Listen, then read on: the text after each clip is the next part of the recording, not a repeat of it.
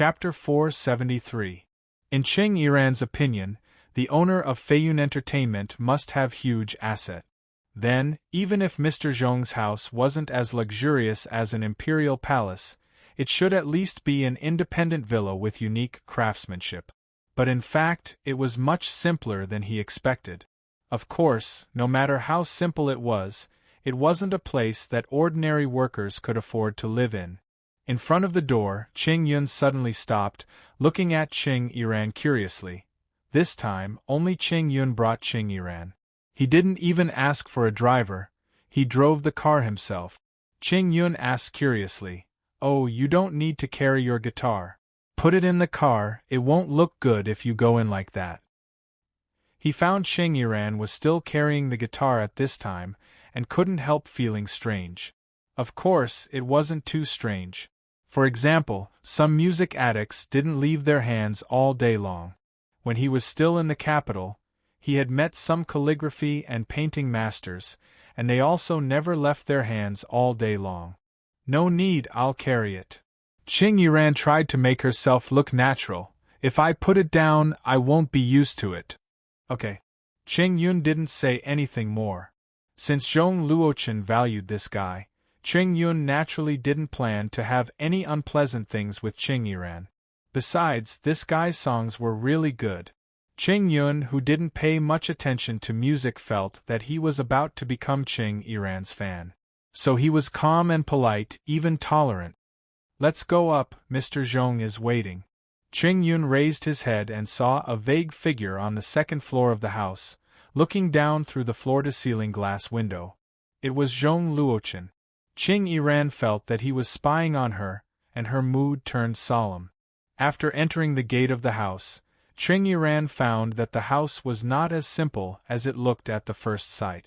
Especially one side of the house was almost covered with creepers, and some mottled moss at the edge, which gave the feeling of an old house. "Is this house okay?" Qing Yun smiled. Qing Yiran nodded. The longer she stood here, the more tranquil she felt. "It's really good. I heard that the previous owner was a university professor, but he died for some reason." Qing Yun shrugged. "This house was sold by his family to a real estate company. I didn't think it was good that someone died here, but Mr. Zhong said he liked it, so he bought it directly. It's just a few months ago." Qing glanced at the house, he said, "Mr. Zhong, there's also a basement, it's a studio, right?" Later on, Mr. Zhong said that it was converted into a wine cellar. "If there's a chance, I'll bring you in to have a look. It's full of good wine." At this moment, Qing Yiran saw Zhong Luochen, Luochen was Qing and Qing Yiran's Zhong and Zhong. Zhong Luochen, who was holding onto the handrail of the stairs, didn't walk very quickly. Every step he took gave off the aura of an emperor who looked down on all living things. But his eyes never left Qing Yiran for a moment. At this moment, Qing Yiran had a strange yet familiar feeling. He seemed to see a trace of the mysterious merchant's temperament from Mr. Zhong. He didn't look like a person with 7 emotions and 6 desires. Is this person the one from that night? But Qing Yiran quickly denied this idea. First of all, their voices didn't look alike. Qing Yiran found that he didn't even have much impression of the mysterious merchant's voice, it was just his intuition that they didn't look alike. Then, their figures didn't look alike. He tried hard to recall, but found that he couldn't even remember the mysterious merchant's figure. But this feeling, what's going on? Qing Yiran frowned subconsciously. Coming. A faint smile suddenly appeared on Zhong Luochen's expressionless face.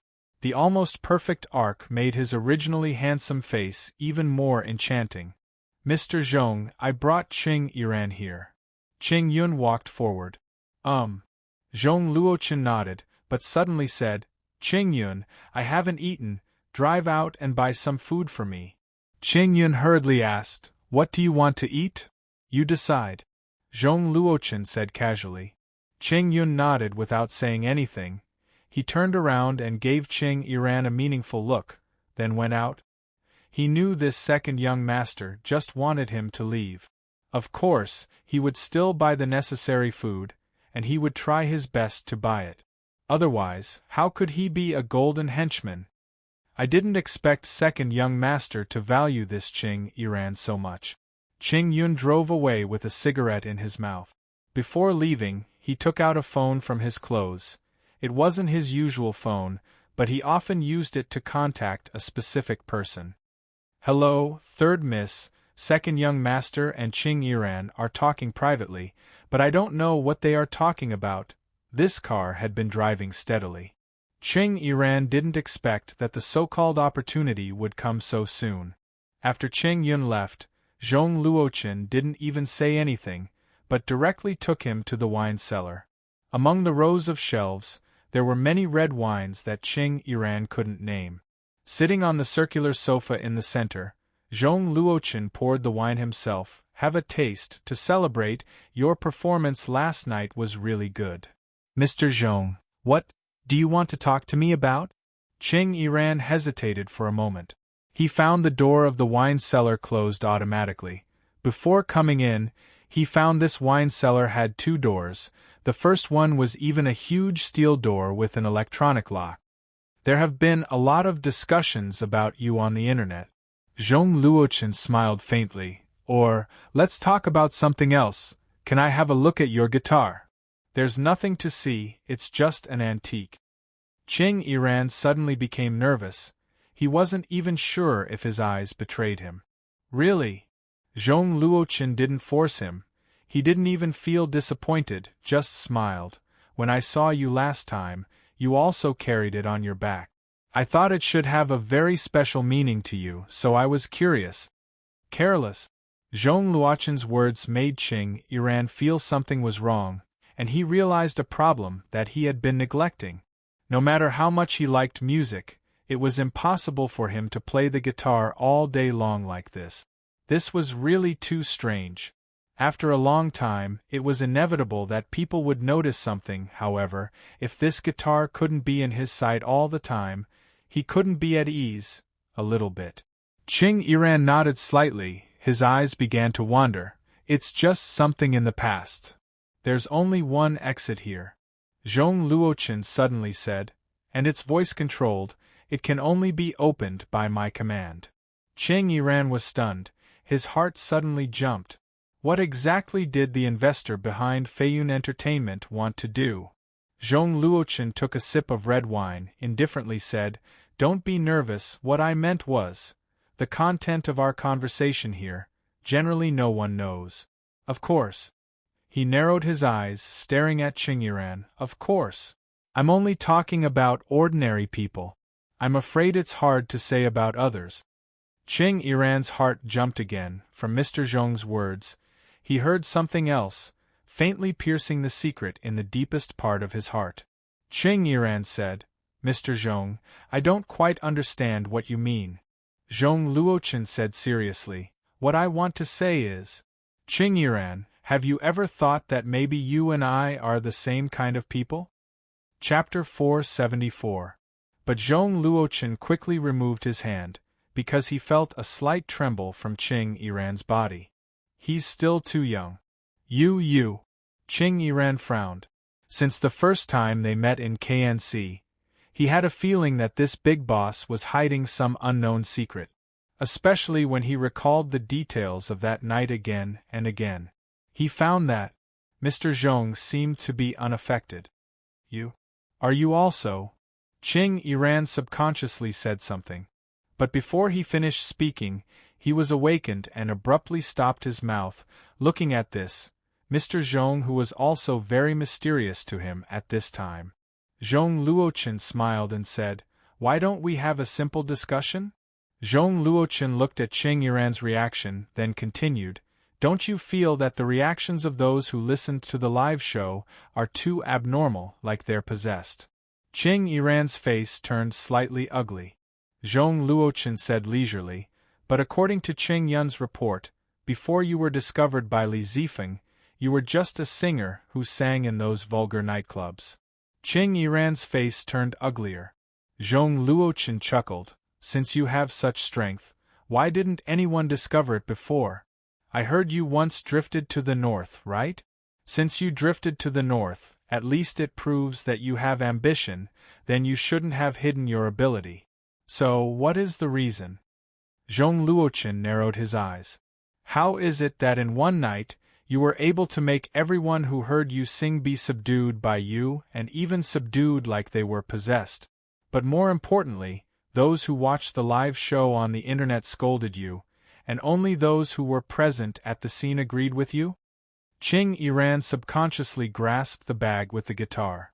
At this time, Zhong Luochen suddenly said, "Could it be because the power of this guitar is not enough?" "Enough, don't say it." Qing Yiran suddenly stood up, picking up the guitar that never left his side, and smashing it towards Zhong Luochen with a ferocious face. This was fast and fierce. Qing Yiran couldn't help but recall the time when he was in prison because of intentional injury. Just as fierce as that year. All these years of mental cultivation seemed to be broken overnight. He was like a wild wolf whose territory was invaded. No matter what kind of ability this guitar had, its material was extremely hard. How could an ordinary person bear being smashed on the head? At least his head would bleed. But Zhong Luochen calmly tilted his head, cleverly dodging Qing Yiran's fierce smash. Then he grabbed the other end of the guitar and pulled it suddenly. Qing Yiran lost his balance and was pulled down. At this time, Zhong Luochen elbowed Qing Yiran's abdomen, immediately making Qing Yiran kneel on the ground while covering his stomach in pain.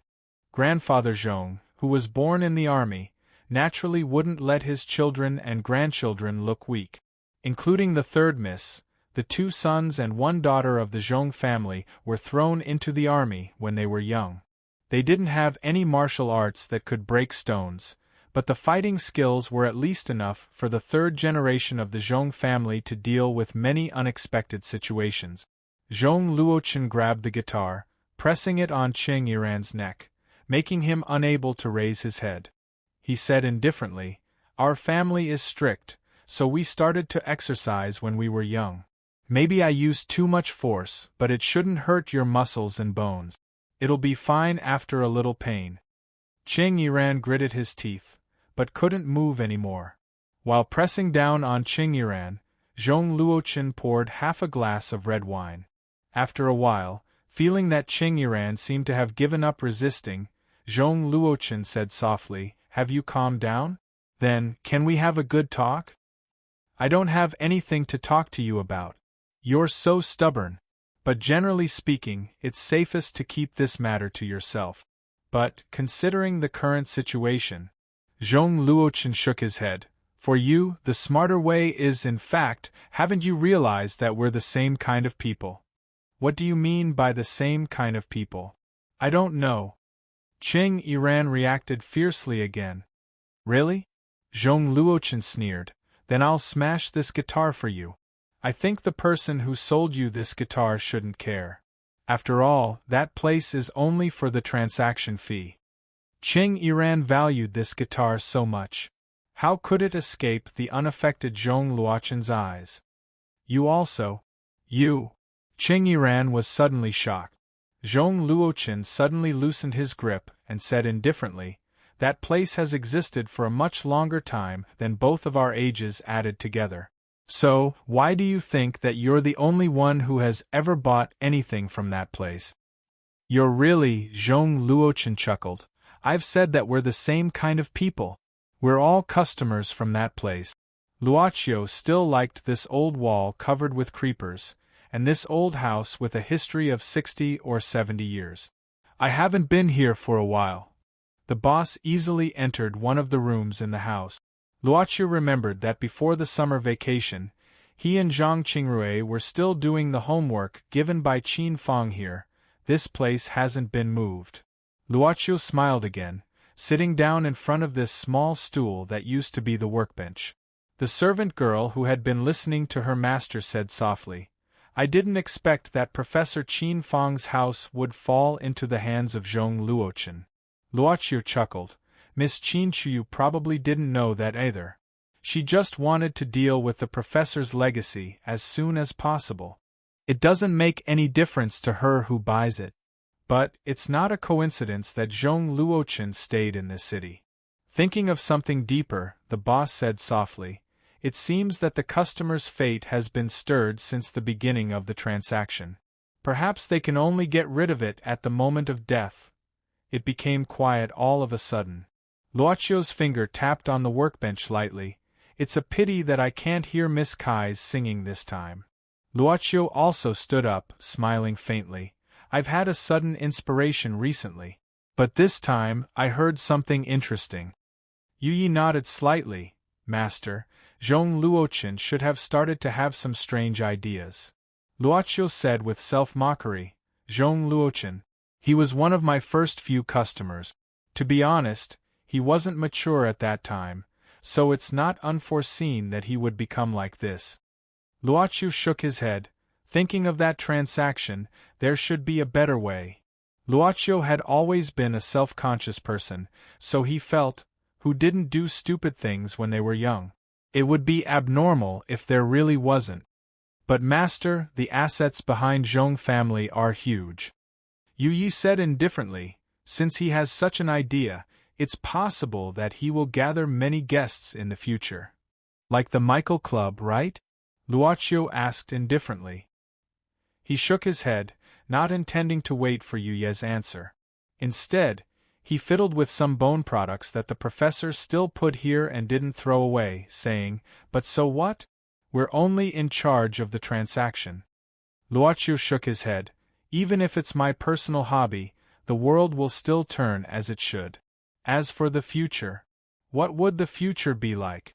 Perhaps it would be like these bone products, which would be evaluated by people in the distant future.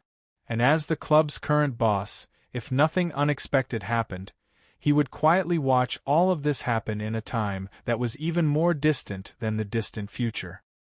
It's not important. Chapter 475. When Qing Yun came back, he found Zhong Luochen and Qing Yiran were sitting in the living room. They didn't speak. Zhong Luochen was resting with his eyes closed, and Qing Yiran was playing the guitar in his hand, without making any sound, as if he was caressing it. Qing Yun didn't see any unhappiness on their faces, but neither did he see any happy expression. This made it difficult for him to determine whether the two of them had a pleasant conversation or if something unpleasant had happened during his absence. But he had been following Zhong Luochen for the longest time, so he quickly found a solution. In short, he knocked on the door with good news.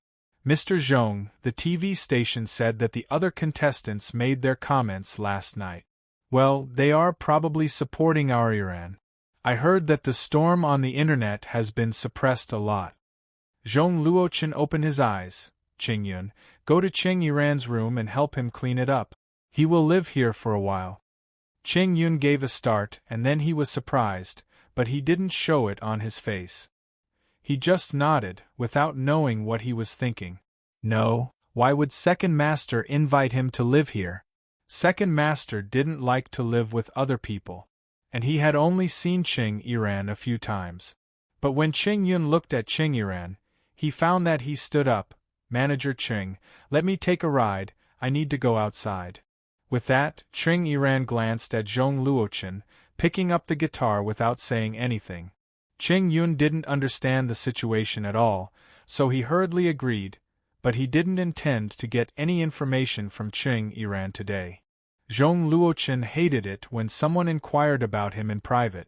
Once he found out, no matter how close he was, he would be estranged immediately.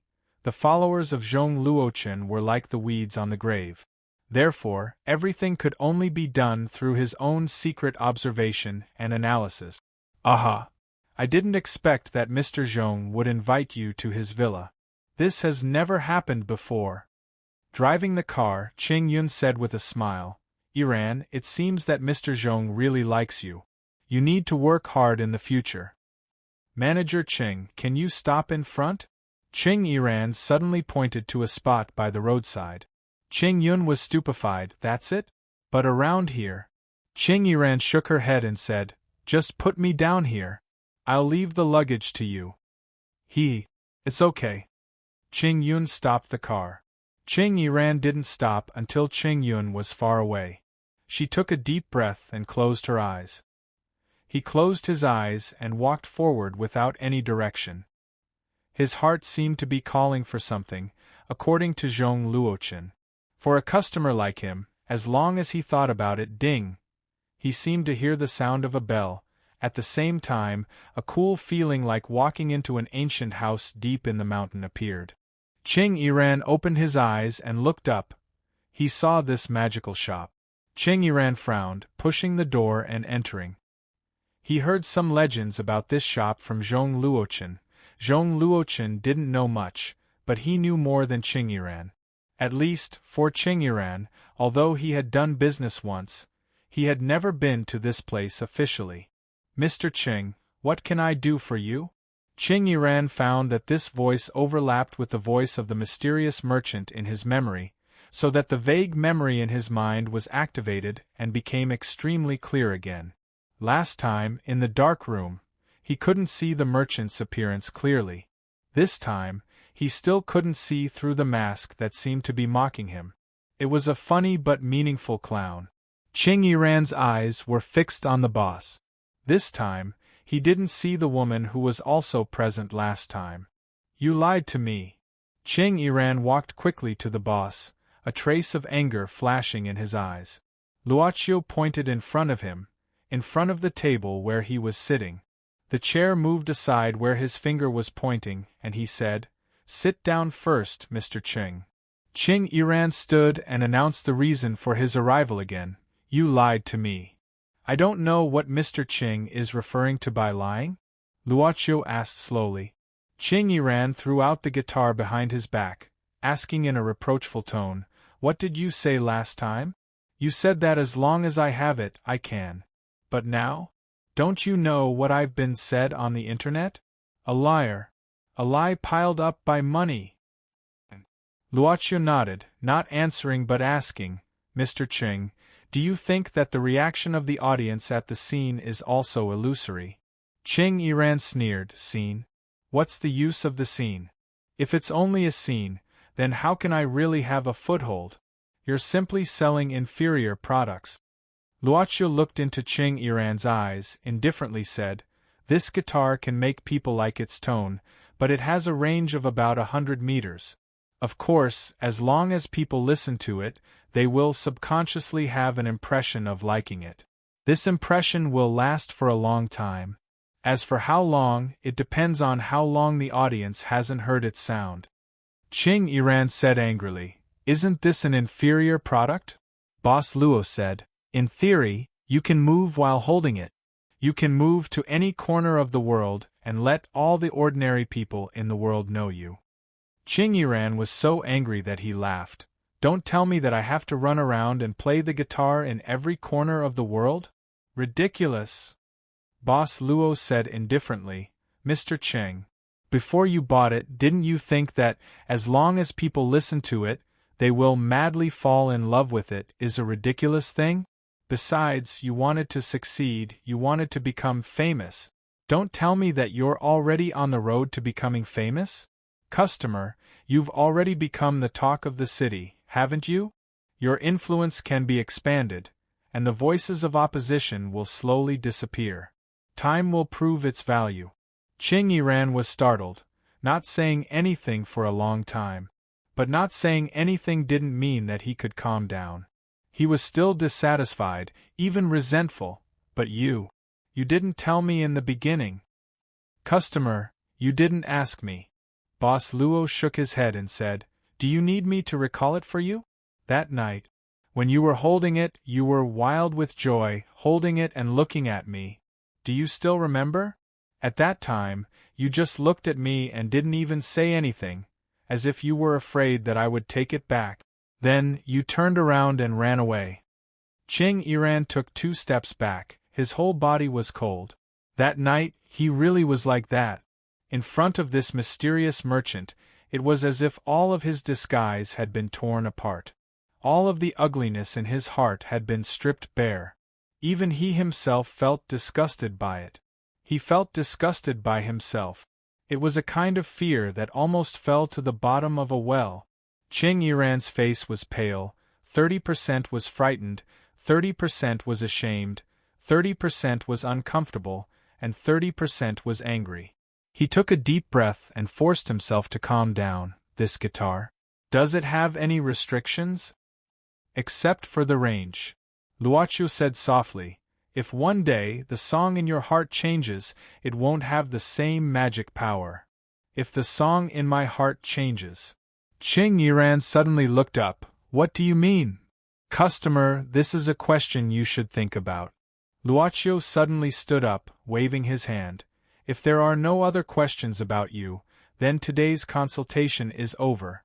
Also, if Mr. Zhong really wants to inquire about something, he can come in person. Qing Yiran's face was full of shock. Instantly. Chapter 476.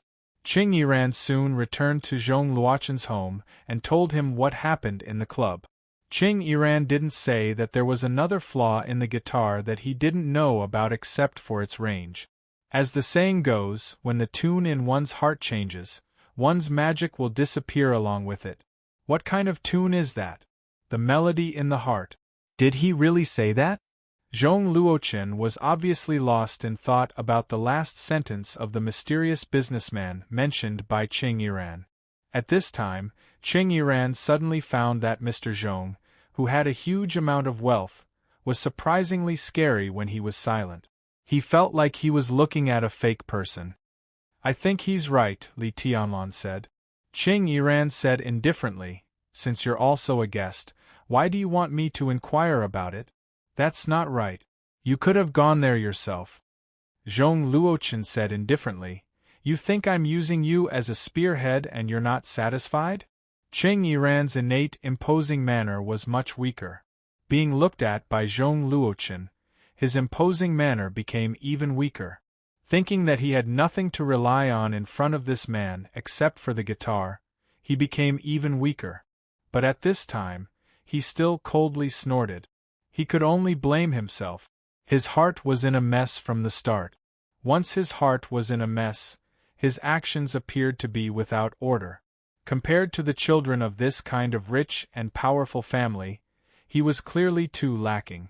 If necessary, I'll go. Zhong Luochun suddenly smiled. The most important thing now is your problem. Now that we know the range of this guitar, at least we won't be so passive. Qing Yiran gave a start. What's your plan? Zhong Luochun squinted his eyes and smiled.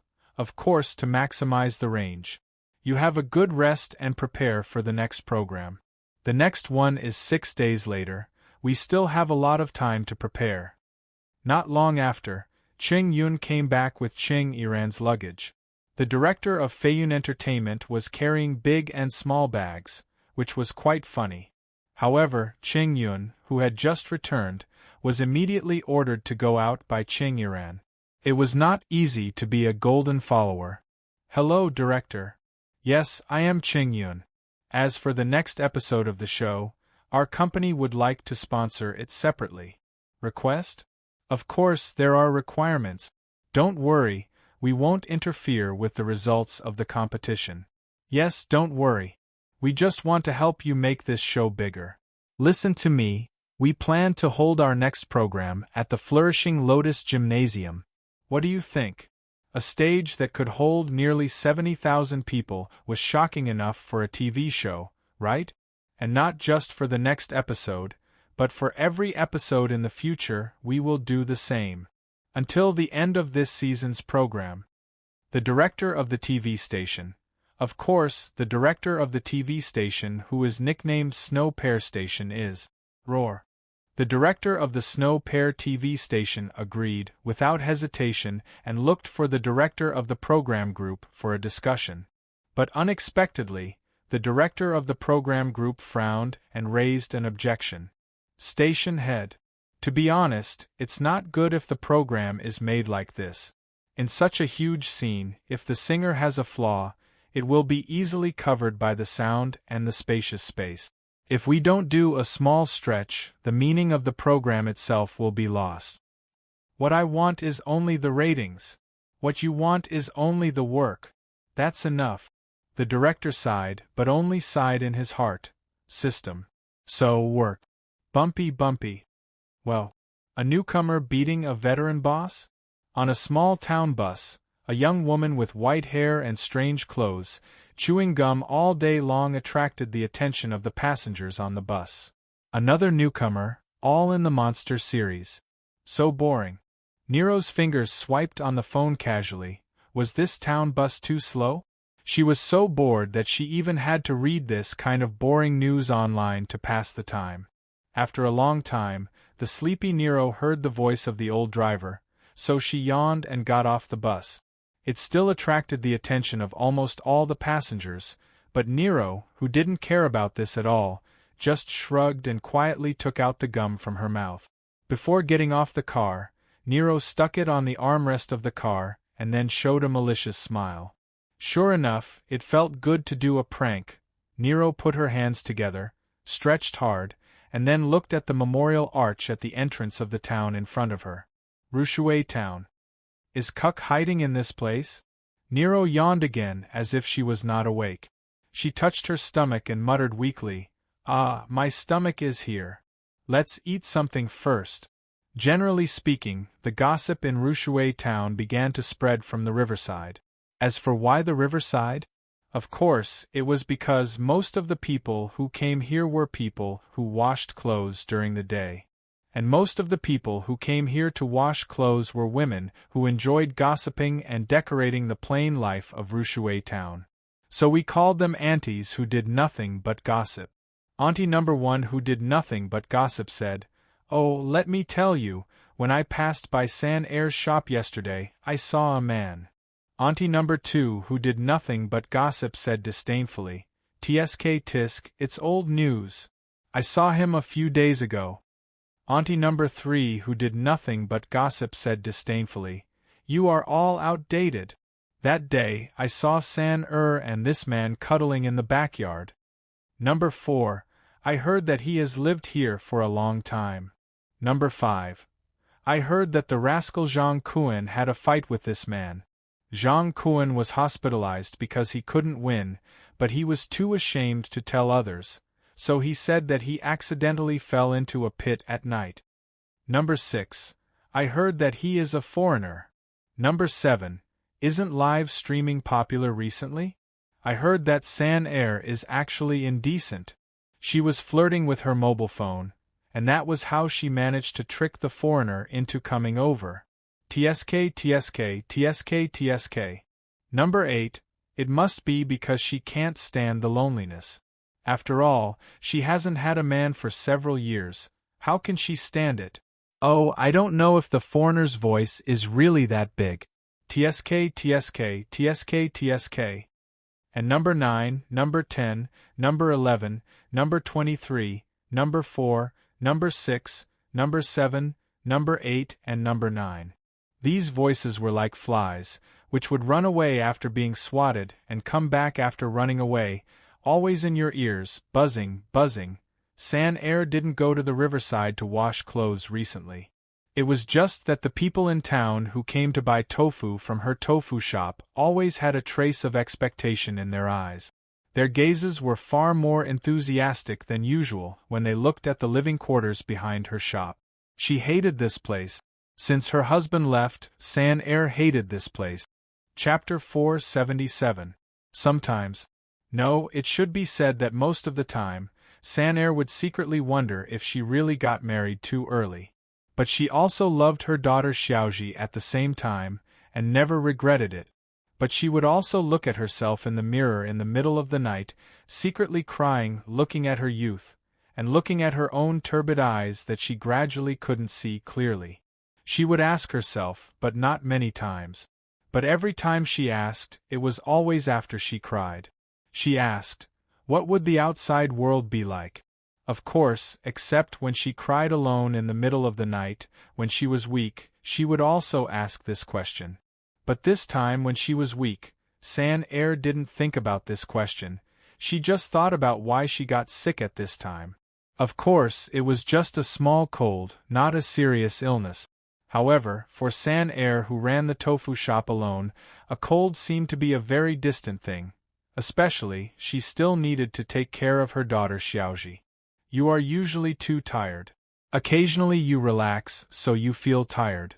It's normal to catch a cold. It's better to take this opportunity to have a good rest for a few days. After all, you usually accumulate too much fatigue. The old doctor in the town's health station said so to San Er. But she didn't understand when she relaxed. Her bones were very soft, and her whole body was weak. San Er couldn't get up this morning. She thought it might be because she took cold medicine last night. San Er rested her forehead on her arm and looked at the old ceiling. At the same time, she was covered with a thick quilt. She knew that she needed to sweat. There was a bowl on the bedside table, and there was a little porridge left in it. It was cooked by Mark. San Er didn't expect that this foreign man could cook this kind of porridge. Of course, Mark just let Xiaoji bring it in, and he didn't do anything. This man. How long will he stay here? What is his background? San Er still didn't understand why she let this man with a mysterious identity live here.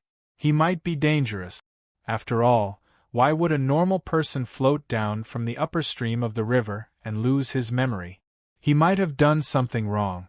The cold that could make people weak seemed to be attacking San Er's spirit, and she couldn't help but think about it. She breathed out hot air from her mouth and felt extremely uncomfortable in her body. The large amount of perspiration caused his clothes to stick tightly to his skin. San Er's mind seemed to become more and more confused with the heat. It was as if she had suddenly fallen into an illusion, and her body felt more and more uncomfortable. She instinctively reached her hand into the blanket.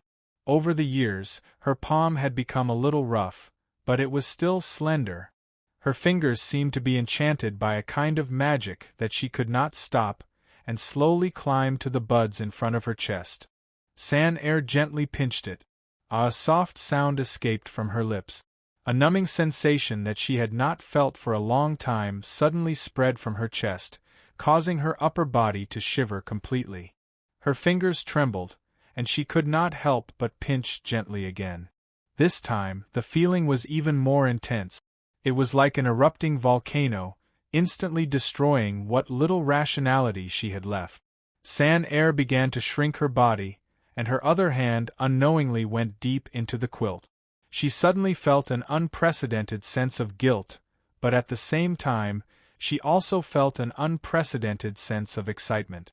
This kind of excitement made her heart beat abnormally fast. She clearly knew that her daughter Xiaoji was watching TV outside, and she clearly knew that the strange man lived in the utility room next door. But why? Just because of this slight teasing, her own teasing, almost all her nerves were shaken. The sensitivity of every nerve ending in San Er's skin seemed to be infinitely magnified.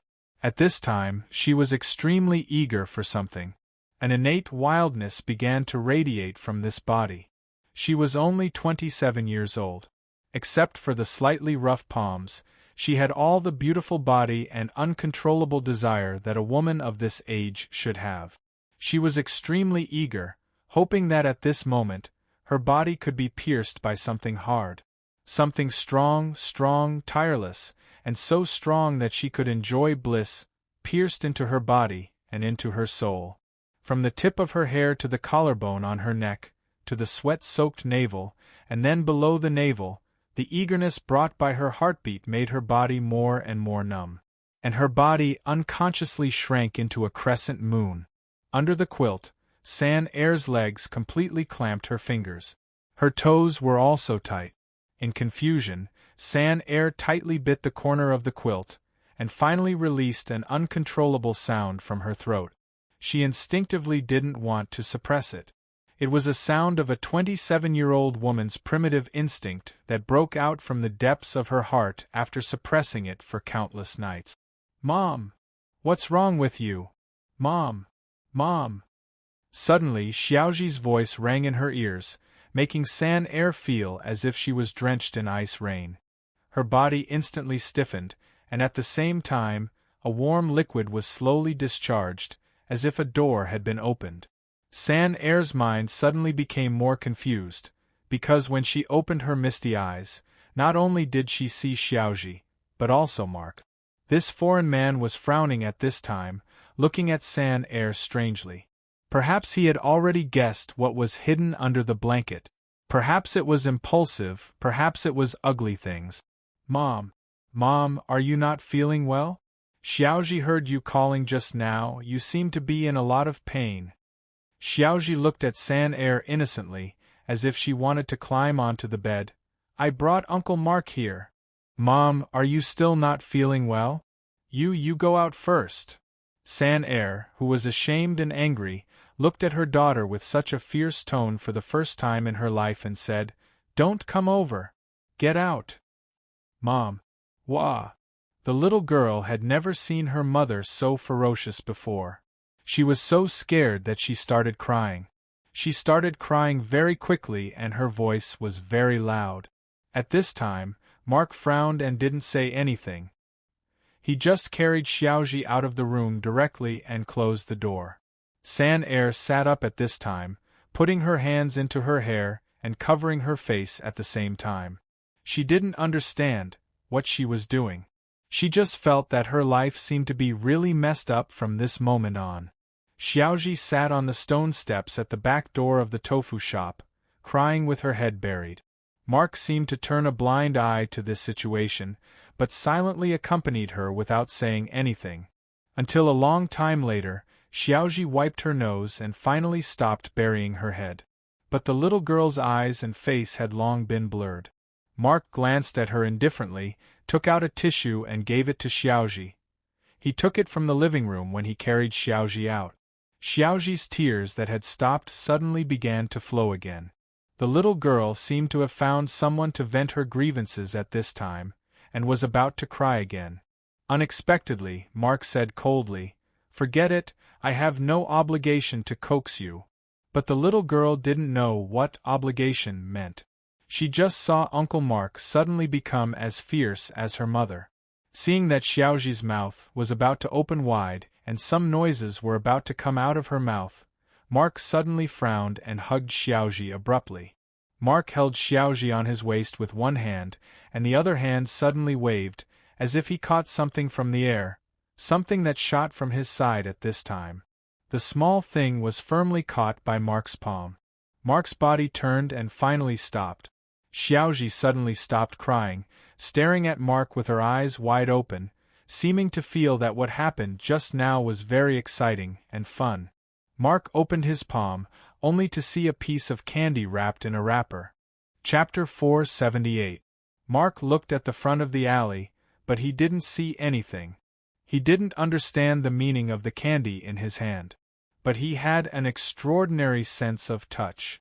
With a thought, Mark put Xiaoji down and opened the back door of the tofu shop to let her in.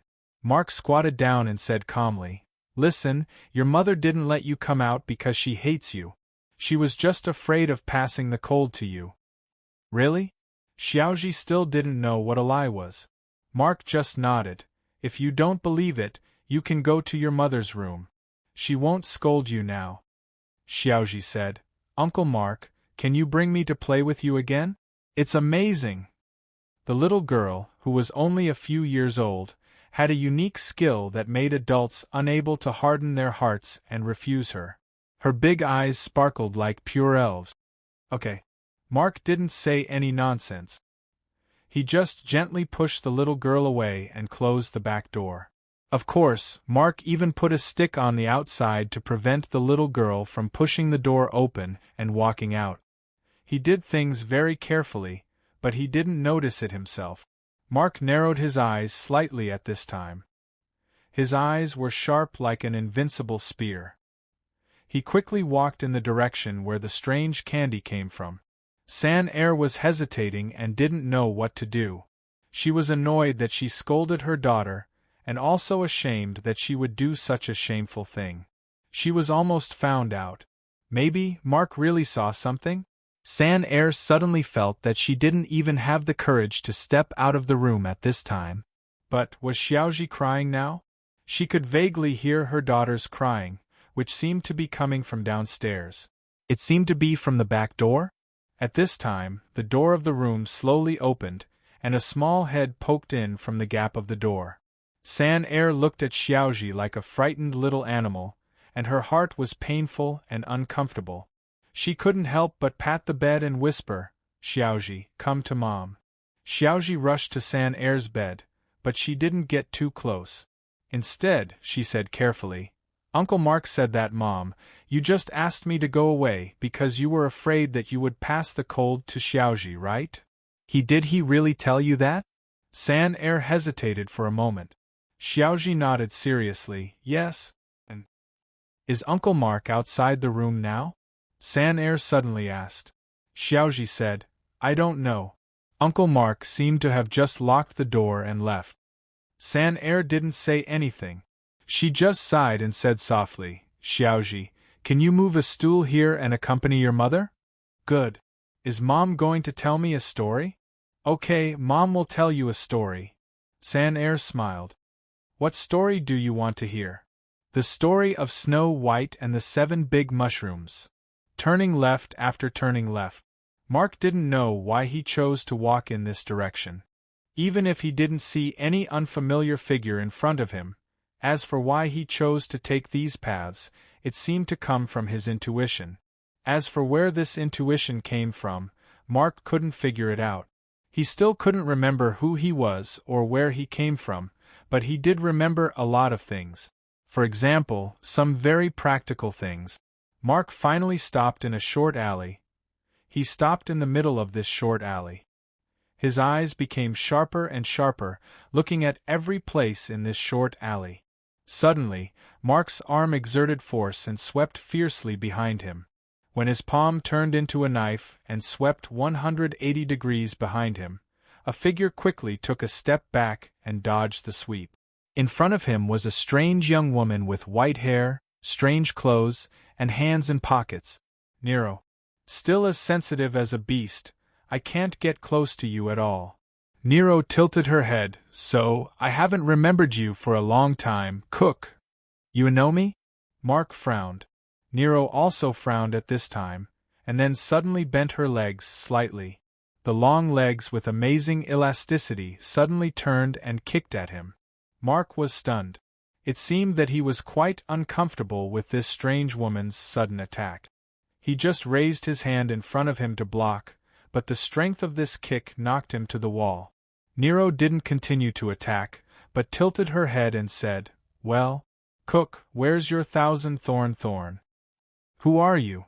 Do you know me?" Mark's brows furrowed even deeper. But perhaps it was because of the attack just now, his whole body began to be on guard at this moment. "Hell demon, is this family lying?" Nero suddenly turned her neck and looked at the long black tube behind her. But in the blink of an eye, Nero nodded. "It doesn't seem to be lying, that is to say, I can't get anything out of her for the time being." She finally pulled her hand out of her pocket, but she was clutching her hair like an uncle. She grumbled, "This is so troublesome. Why did I run into the amnesia scenario? Should I take you back? I don't want to carry a person who doesn't know anything so far. Originally, I planned to take advantage of the mission fork to go back to that motherland. But the mission has a time limit and it's not easy to come out, so why did you lose your memory? Could I have found a fake cook?" Mark still didn't have any impression of this strange woman, but his intuition told him that he had a lot of inexplicable relationships with this woman. As for this woman, didn't she talk too much? Did she like to talk to herself? Instead of nagging here, why don't you tell me what you know? Mark didn't relax his vigilance at all, but put forward his own suggestion. "Well, forget it, you can continue to lose your memory. I'm leaving." Unexpectedly, the white-haired woman in front of him suddenly said such a sentence, jumped up to the wall, and looked down at him condescendingly. "Anyway, your head is damaged, but your body is not. At least you won't die. Make it clear." Nero's eyes curved into a crescent moon. "I'll help you with the 26th seat. You can enjoy the life of this country's Jiang and river here. But remember, you owe me a favor." With that said, Nero waved her hand enthusiastically at the man in an old white shirt who still looked down. "Anning hei kaseo." Chapter 479. Mark felt that he should be good at thinking. For example, when San Air led him to the police station in the town, he didn't go in because he felt something was wrong. The reason why he called himself Mark was because his photo was on the identification card that he had taken from him, and the name Mark was on it. But the strange woman called him Cuck. Judging from the situation, they were very familiar with each other. With a lot of doubts, Mark once again returned to his temporary residence, San Air's tofu shop. Mark found that although he had a lot of doubts in his mind, he didn't feel impatient. On the contrary, he had an inexplicable magical feeling that his memory would be fully restored sooner or later. So he was really not in a hurry. Maybe it was his nature to be used to waiting. But he also knew that since the person who knew his identity had found him, he might not stay in this place for long. It was almost dinner time. Mark found a meal in front of his door.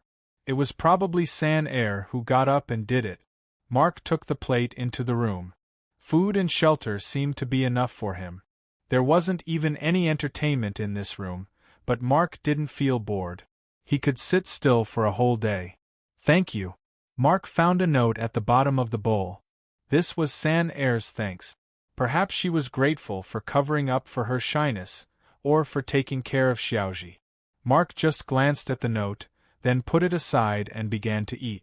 Then, he turned off the lights and sat quietly by himself. He felt that this way, he would be able to recall things much faster.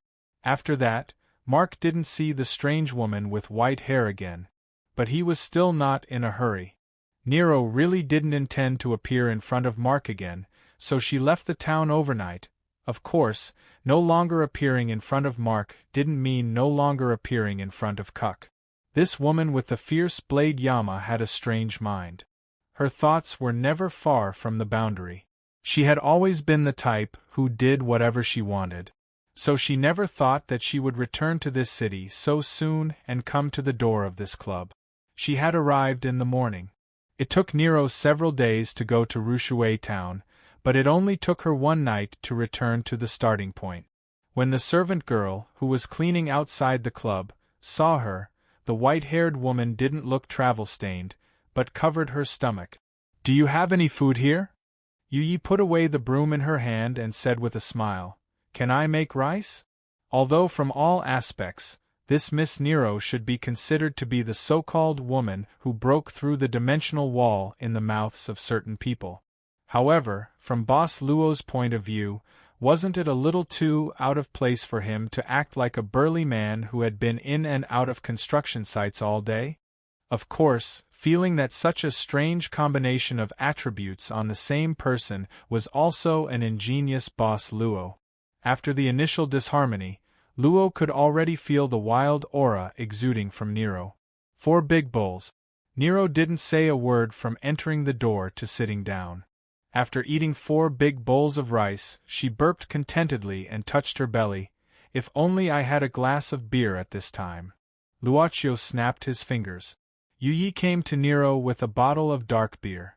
Miss Maid wanted to put it in a cup, but Nero said no.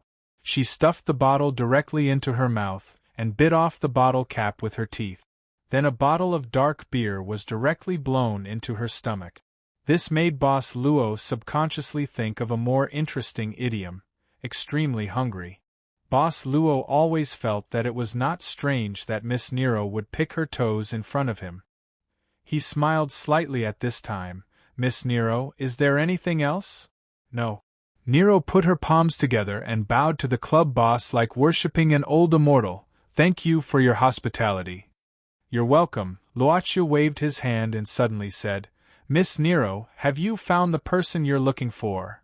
"Yes," Nero said seriously after burping. "Well, it's not difficult at all. It's really convenient here."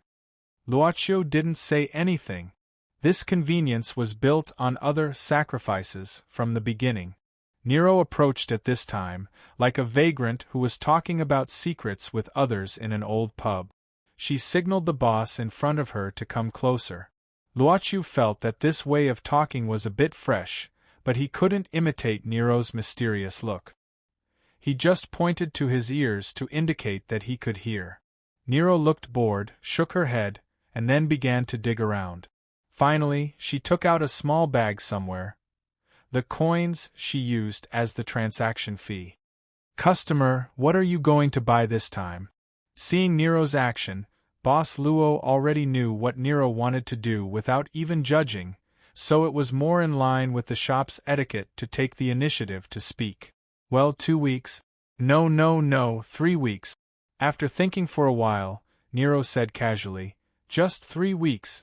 I want to ensure that Cuck can't recover his memory within 3 weeks. But after 3 weeks, he will recover immediately. How much do you want?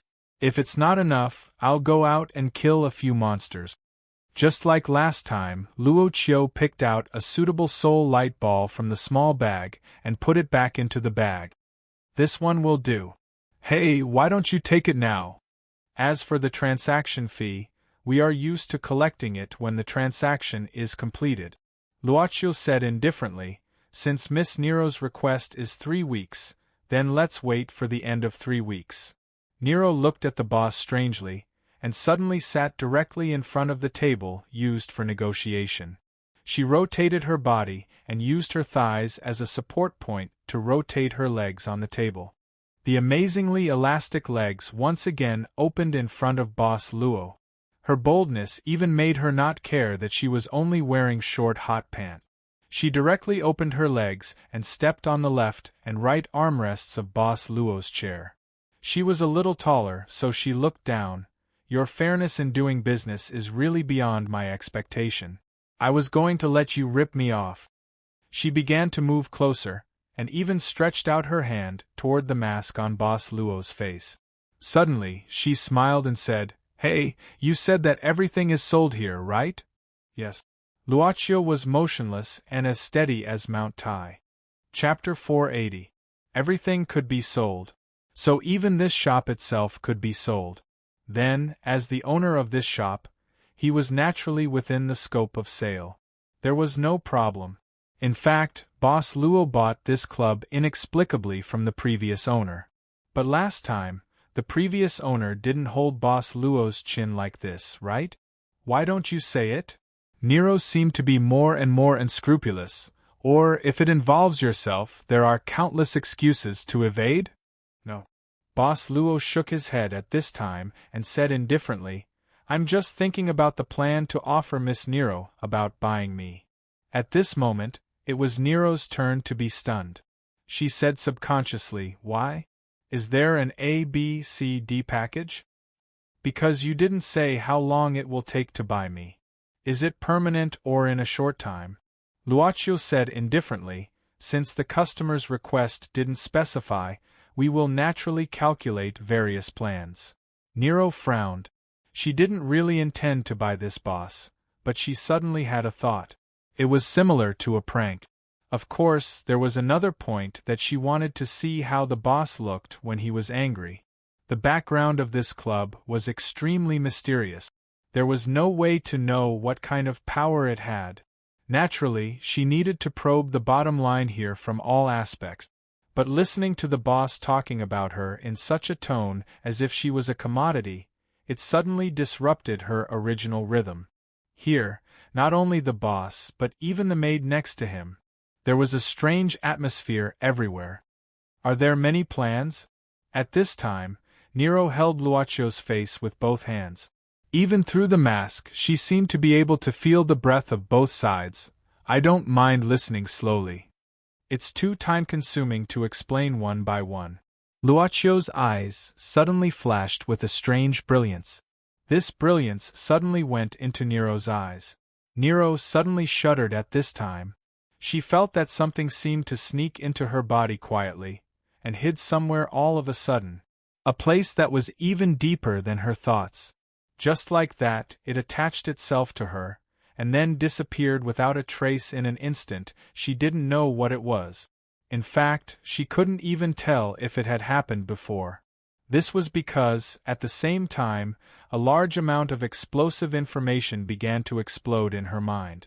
From the price of buying 1 second of time to buying 1 hour of time. It extended infinitely, with the price information of every second. Not only that, but it also included additional transaction fees for different value-added services. In other words, the boss calculated the price needed to buy him down to the minute unit of every second. With his theoretical, almost endless life as the length, this information exploded in Nero's mind. It had only been a few seconds, but it was already challenging the limits of the human brain's information processing.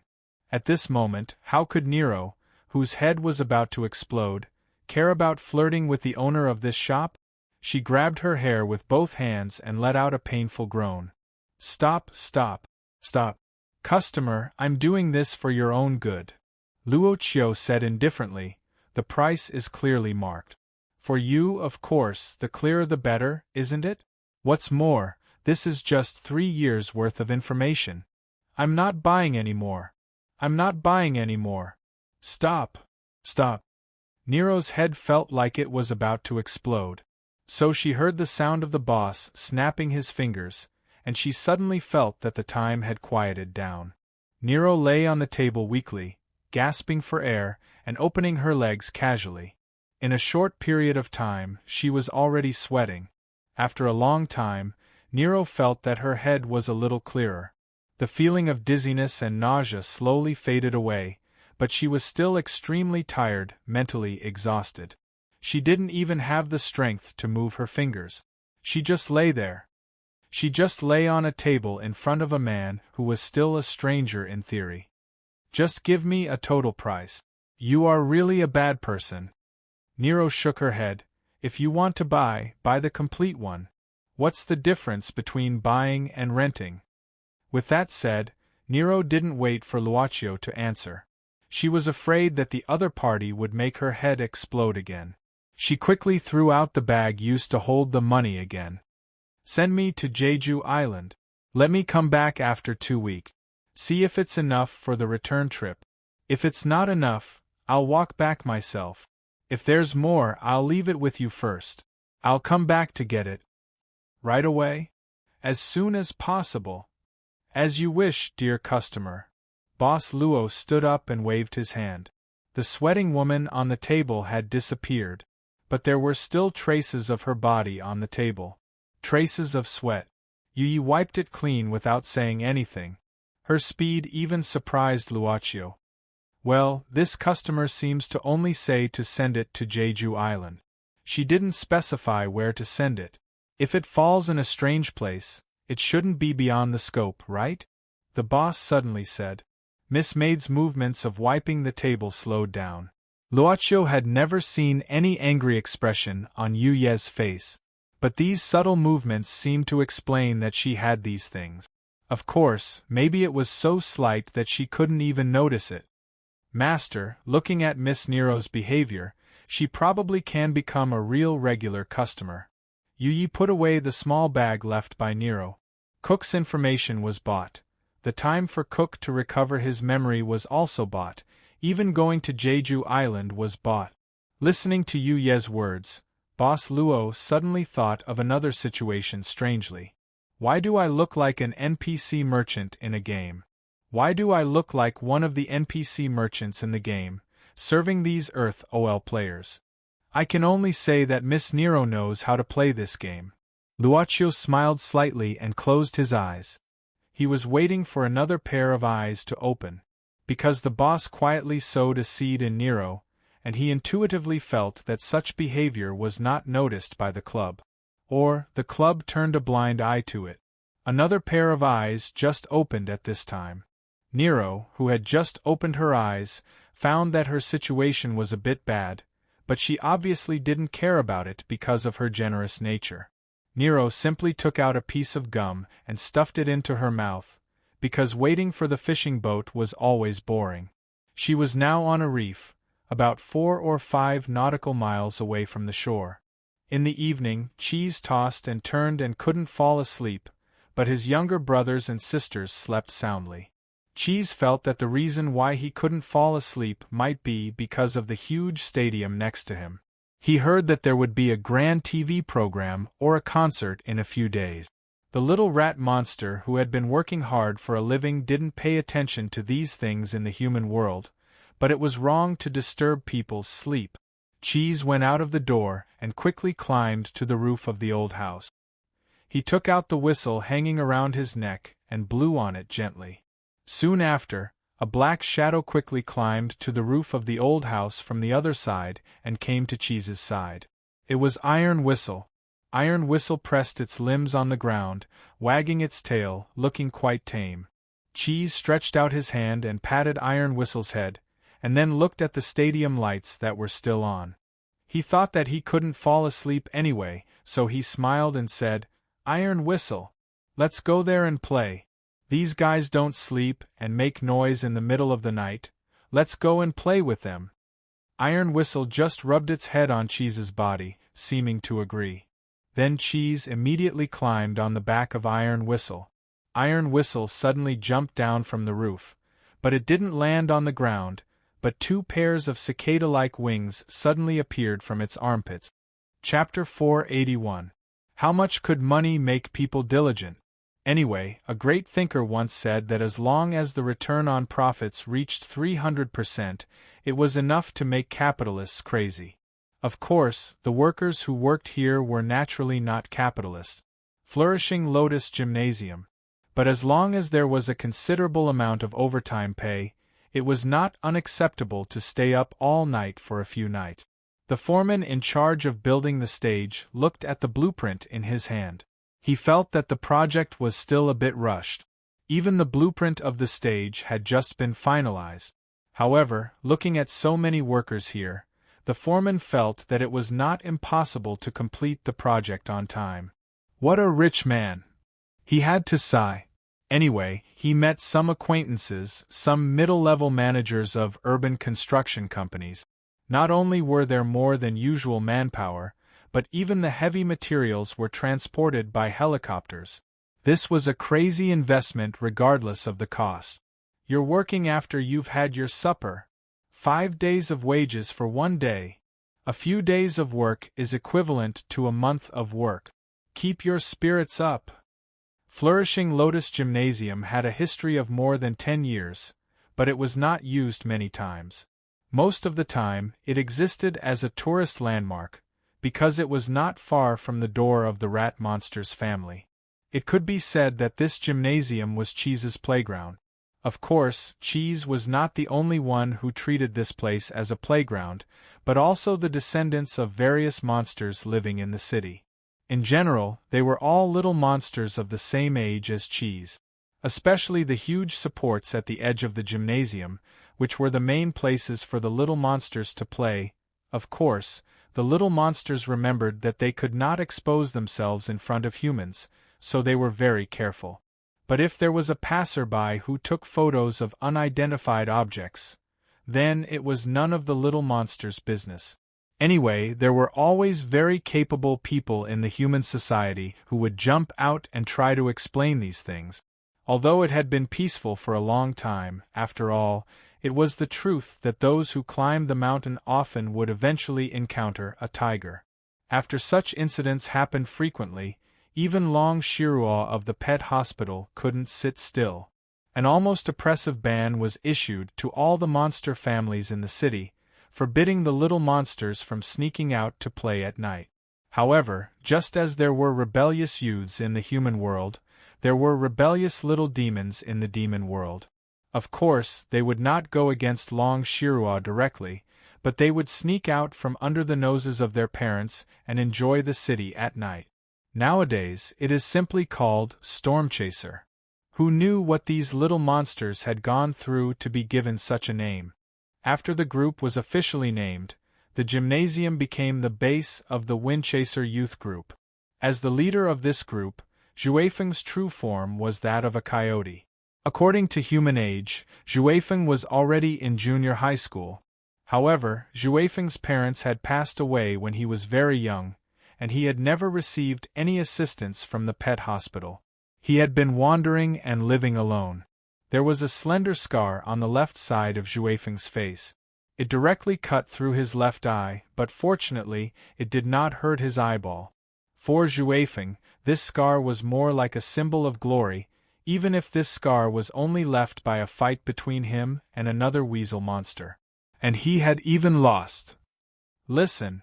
Those despicable humans outside have already started to invade our territory.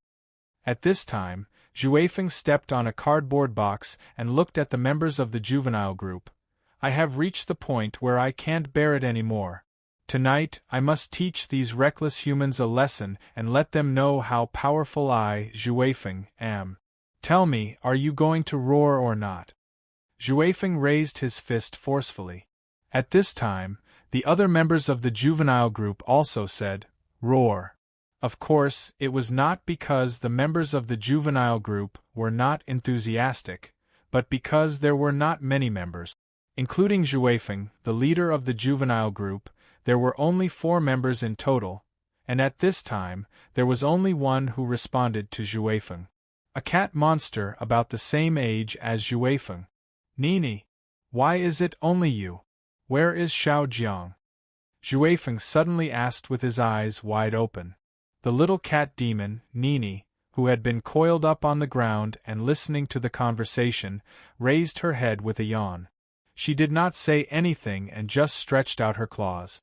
This little cat demon still preferred to appear in the form of a cat, so that she could consume less of her demonic power. Juefeng looked in the direction where Nini was pointing.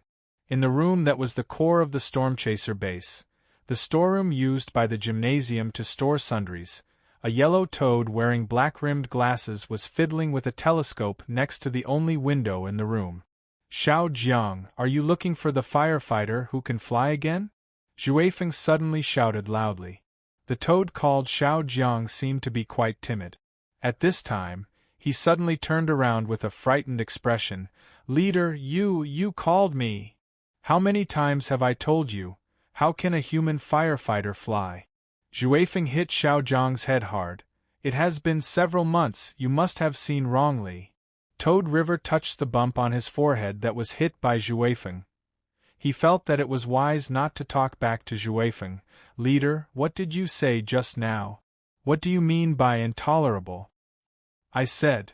Juefeng immediately reached out and pinched Toad River's swollen cheeks. "I'm going to do something big. Do you know what I mean?" "Ah. I know, let go of me first. Ha ha ha ha." At this moment, a burst of hearty laughter suddenly came from outside. At the same time, it alarmed the 3 little monsters here. Juefeng frowned and jumped onto the windowsill, looking around. Almost at the same time, a face appeared in front of Juefeng, scaring him and causing him to fall from the windowsill. "Cheese! Cheese!" However, Nini and Toad River simultaneously called out the name of the person who suddenly appeared. "You are really here." Cheese somersaulted and landed steadily in the storeroom. He looked at everyone. "Are you all right?" Cheese reached out and pulled Juefeng up from the ground. "Juefeng, are you all right?" Cheese Shu, the 4th member of Stormchaser. "I thought you weren't coming." Juefeng was surprised, but more than that, he was pleasantly surprised. However, he frowned and said, Can you come out?" As members of Stormchaser, Juefeng, Nini and Toad River were very clear about Cheese's family situation and Cheese's situation. Therefore, for a period of time, Cheese didn't appear again, and the other 3 members of the youth group tried their best not to disturb him. "I couldn't sleep, so I came out to get some fresh air." Cheese shook his head. "I was disturbed by the humans working here." Juefeng immediately said, "That's great. Cheese, our Stormchaser was just about to teach these humans a lesson. We'll let them know that our Stormchaser is not just for show. You come too." God knew when this Stormchaser had become famous in the human world, but Cheese didn't think much and nodded. He and Juefeng were used to playing some small pranks, not because they liked to do bad things, but because they felt that it was very exciting and interesting. "What should we do? Bite their clothes or steal their things and put them in a place where they can't find them?" "Well," Xiao Jiang said, "you have a lot of ideas." Juefeng looked at Toad River and asked seriously, "Well, I saw that they were still working so late, they must be very anxious. Toad River pushed up the glasses on his face. I just thought, no, I calculated with my fingers, why don't we cut off their power cords so that they can't work? Isn't that perfect? Cut off their power? Xuefeng frowned and said, Xiao Jiang, you're really going to do something big this time. Leader, is it not good? No, no, no. Xuefeng laughed and said, we'll cut off their power cord. Do something, do something. But at this moment, Cat Demon Nini suddenly screamed and lay on the ground in horror. Everyone, there's something outside. A huge black shadow appeared at the window, as if it wanted to come in, but its body was stuck in the window frame. Chapter 482. Iron Whistle, sit down. Iron Whistle, stand up. Iron Whistle, turn around. In the utility room of the gymnasium, along with Cheese's whistles and hand movements, the terrifying monster in front of the other 3 members of Stormchaser was doing all kinds of actions like a pet. It was very obedient. Look, Iron Whistle is very obedient. Cheese waved his hand and asked Iron Whistle to squat beside him. Even if Iron Whistle squatted, it was still much taller than Cheese. At this time, it lowered its head and rubbed against Cheese's body. It really won't bite? Nini the cat demon approached tentatively, wanting to reach out and touch it. Perhaps humans would be frightened, but as children of monsters, they had seen a lot of monsters, so they were much braver than humans. But when Nini's claws were about to touch Iron Whistle suddenly opened its huge mouth, revealing a circle of teeth, which was very scary. Nini screamed in fear and immediately ran far away. Iron Whistle, don't do that! Cheese shouted. They are my best friends, don't scare them. Do you understand? Iron Whistle seemed to understand, but it closed its mouth and rubbed against Cheese again. It seems that it only likes you, Cheese. Xiao Jiang pushed up his glasses. Where did this thing come from? It doesn't look like a monster. I don't know. Cheese shook his head and said firmly, but no matter what, Iron Whistle is my best friend. Nini, come here and touch it again. Nini plucked up her courage again and approached Iron Whistle. When she found that Iron Whistle was no longer as resistant as before, she successfully reached out her claws to Iron Whistle and poked him gently. Let me touch it. Cat Demon Nini immediately cried out in surprise. Xiao Jiang, you try it too. Wow, that's amazing. It's so hard here. Is this keratin? Xiao Jiang began to study it carefully. I've never seen such a species before. Even the Encyclopedia of Animals had no record of it. Could it be a completely new creature? It's amazing. The 2 little monsters began to warm up around Iron Whistle. Xuefeng suddenly frowned. You guys. Didn't you say you were going to teach those humans a lesson? Stop playing. What's the matter? It's the same if we don't do it today. This Iron Whistle is fun. Nini replied without turning her head. That's right, leader. Come and touch it too. Xiao Jiang continued. If you don't want to go, I'll go by myself. Unexpectedly, Wind-Chasing Wolf angrily stomped his feet and jumped onto the windowsill. Then, he quickly crawled toward the wall outside. What's wrong with Leader today? Did he take the wrong medicine? Nini murmured with dissatisfaction. Cheese hurriedly said, Don't let Leader go out like this. I'm afraid he'll have an accident. Let's follow him. Iron Whistle, stay here, don't go away. Iron Whistle's eyes opened and closed, as if he had understood what was going on. Cheese hurriedly chased after him with his companions. Xuefeng's name was not in vain. He indeed ran very fast. Even on the wall, his sharp claws were enough for him to hold on to the wall and stabilize himself. These humans, where did they connect the power cord? Wind-Chasing Wolf quickly climbed to the stand above the stage. From here, he could see the whole picture of the work area below. However, he had to avoid the illumination of the helicopter lights from time to time. What? Xuefeng had already seen the general position of the power cord. But when he was about to approach it, he unexpectedly saw something flashing by below the stand. Out of curiosity, wind-chasing Wolf jumped down from the support he was on and followed the strange shadow. Ah! He suddenly heard a blood-curdling scream, and an ominous premonition began to make his nerves tense. Xuefeng suddenly jumped up from the complicated stand. The sound came from above him. When he jumped up, he vaguely saw a figure in front of him. It was a human figure. Xuefeng was shocked, and wanted to retreat in case he was discovered by this human. But he realized that there was something wrong with this human. This human worker, had suddenly pounced on him. His body fell on the stand, and then began to split. The split body fell down along the left and right sides of the huge stand, and blood stained both sides of the stand. In the air, the human corpse's internal organs were still scattering. How could it be? Xuefeng's face instantly turned pale, and his legs trembled. He instinctively wanted to escape from this place, but the moment he turned around, he encountered a worse situation. Xuefeng, Yu Cheese, Nini, and Xiao Jiang. At this moment, the members of Stormchaser were looking at Xuefeng in horror. This kind of look reminded Xuefeng of a lot of things. He had lived for so many years, and had experienced such gazes most of the time. Suspicion, distrust, and fear. No. It's not me. Xuefeng's mouth trembled subconsciously. It's not me. Xuefeng, come here first. Cheese shouted at this time. He saw a light start to sweep from behind Xuefeng. That was the light of the helicopter. No. It's really not me. Xuefeng. Cheese couldn't care less.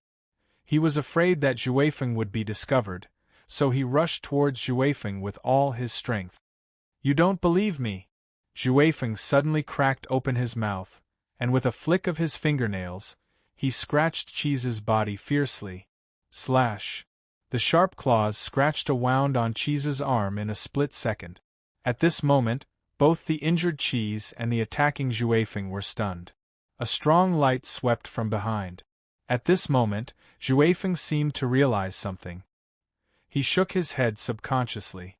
In this extremely urgent situation, Xuefeng chose to jump down from the support below, and ran away in a flash. Xuefeng! Cheese shouted, but at the same time, Nini, who jumped over, hugged him and jumped onto another support. She was also very agile, and quickly left this place from the other side. How could this happen? Why did he kill a person? Cheese, Nini, and Xiao Jiang returned to the base. These little monsters who had never killed a person were at a loss. This city had an extremely strict rule for monsters, that was, they were not allowed to attack or kill humans casually. Cheese, why did Chief kill? Nini was trembling at this moment. I don't know. Cheese shook his head, looking at the wound on his arm. Chief just said that he wanted to teach humans a lesson, do you think? Xiao Jiang said hesitantly. Later, they secretly glanced at the body on the ground, half of the body. This human worker's body seemed to have been cut open by something sharp. Such a sharp cut seemed to be made by wind-chasing Wolf when it waved its claws with full strength. But the scene was too dark and chaotic, so Cheese was not sure. But at that time, they only saw Xuefeng appear in that place in a panic, the scene of the murder. Xiao Jiang, don't jump to conclusions so quickly. Cheese shook his head, his mind was already in a mess. Oh, Iron Whistle, where is Iron Whistle?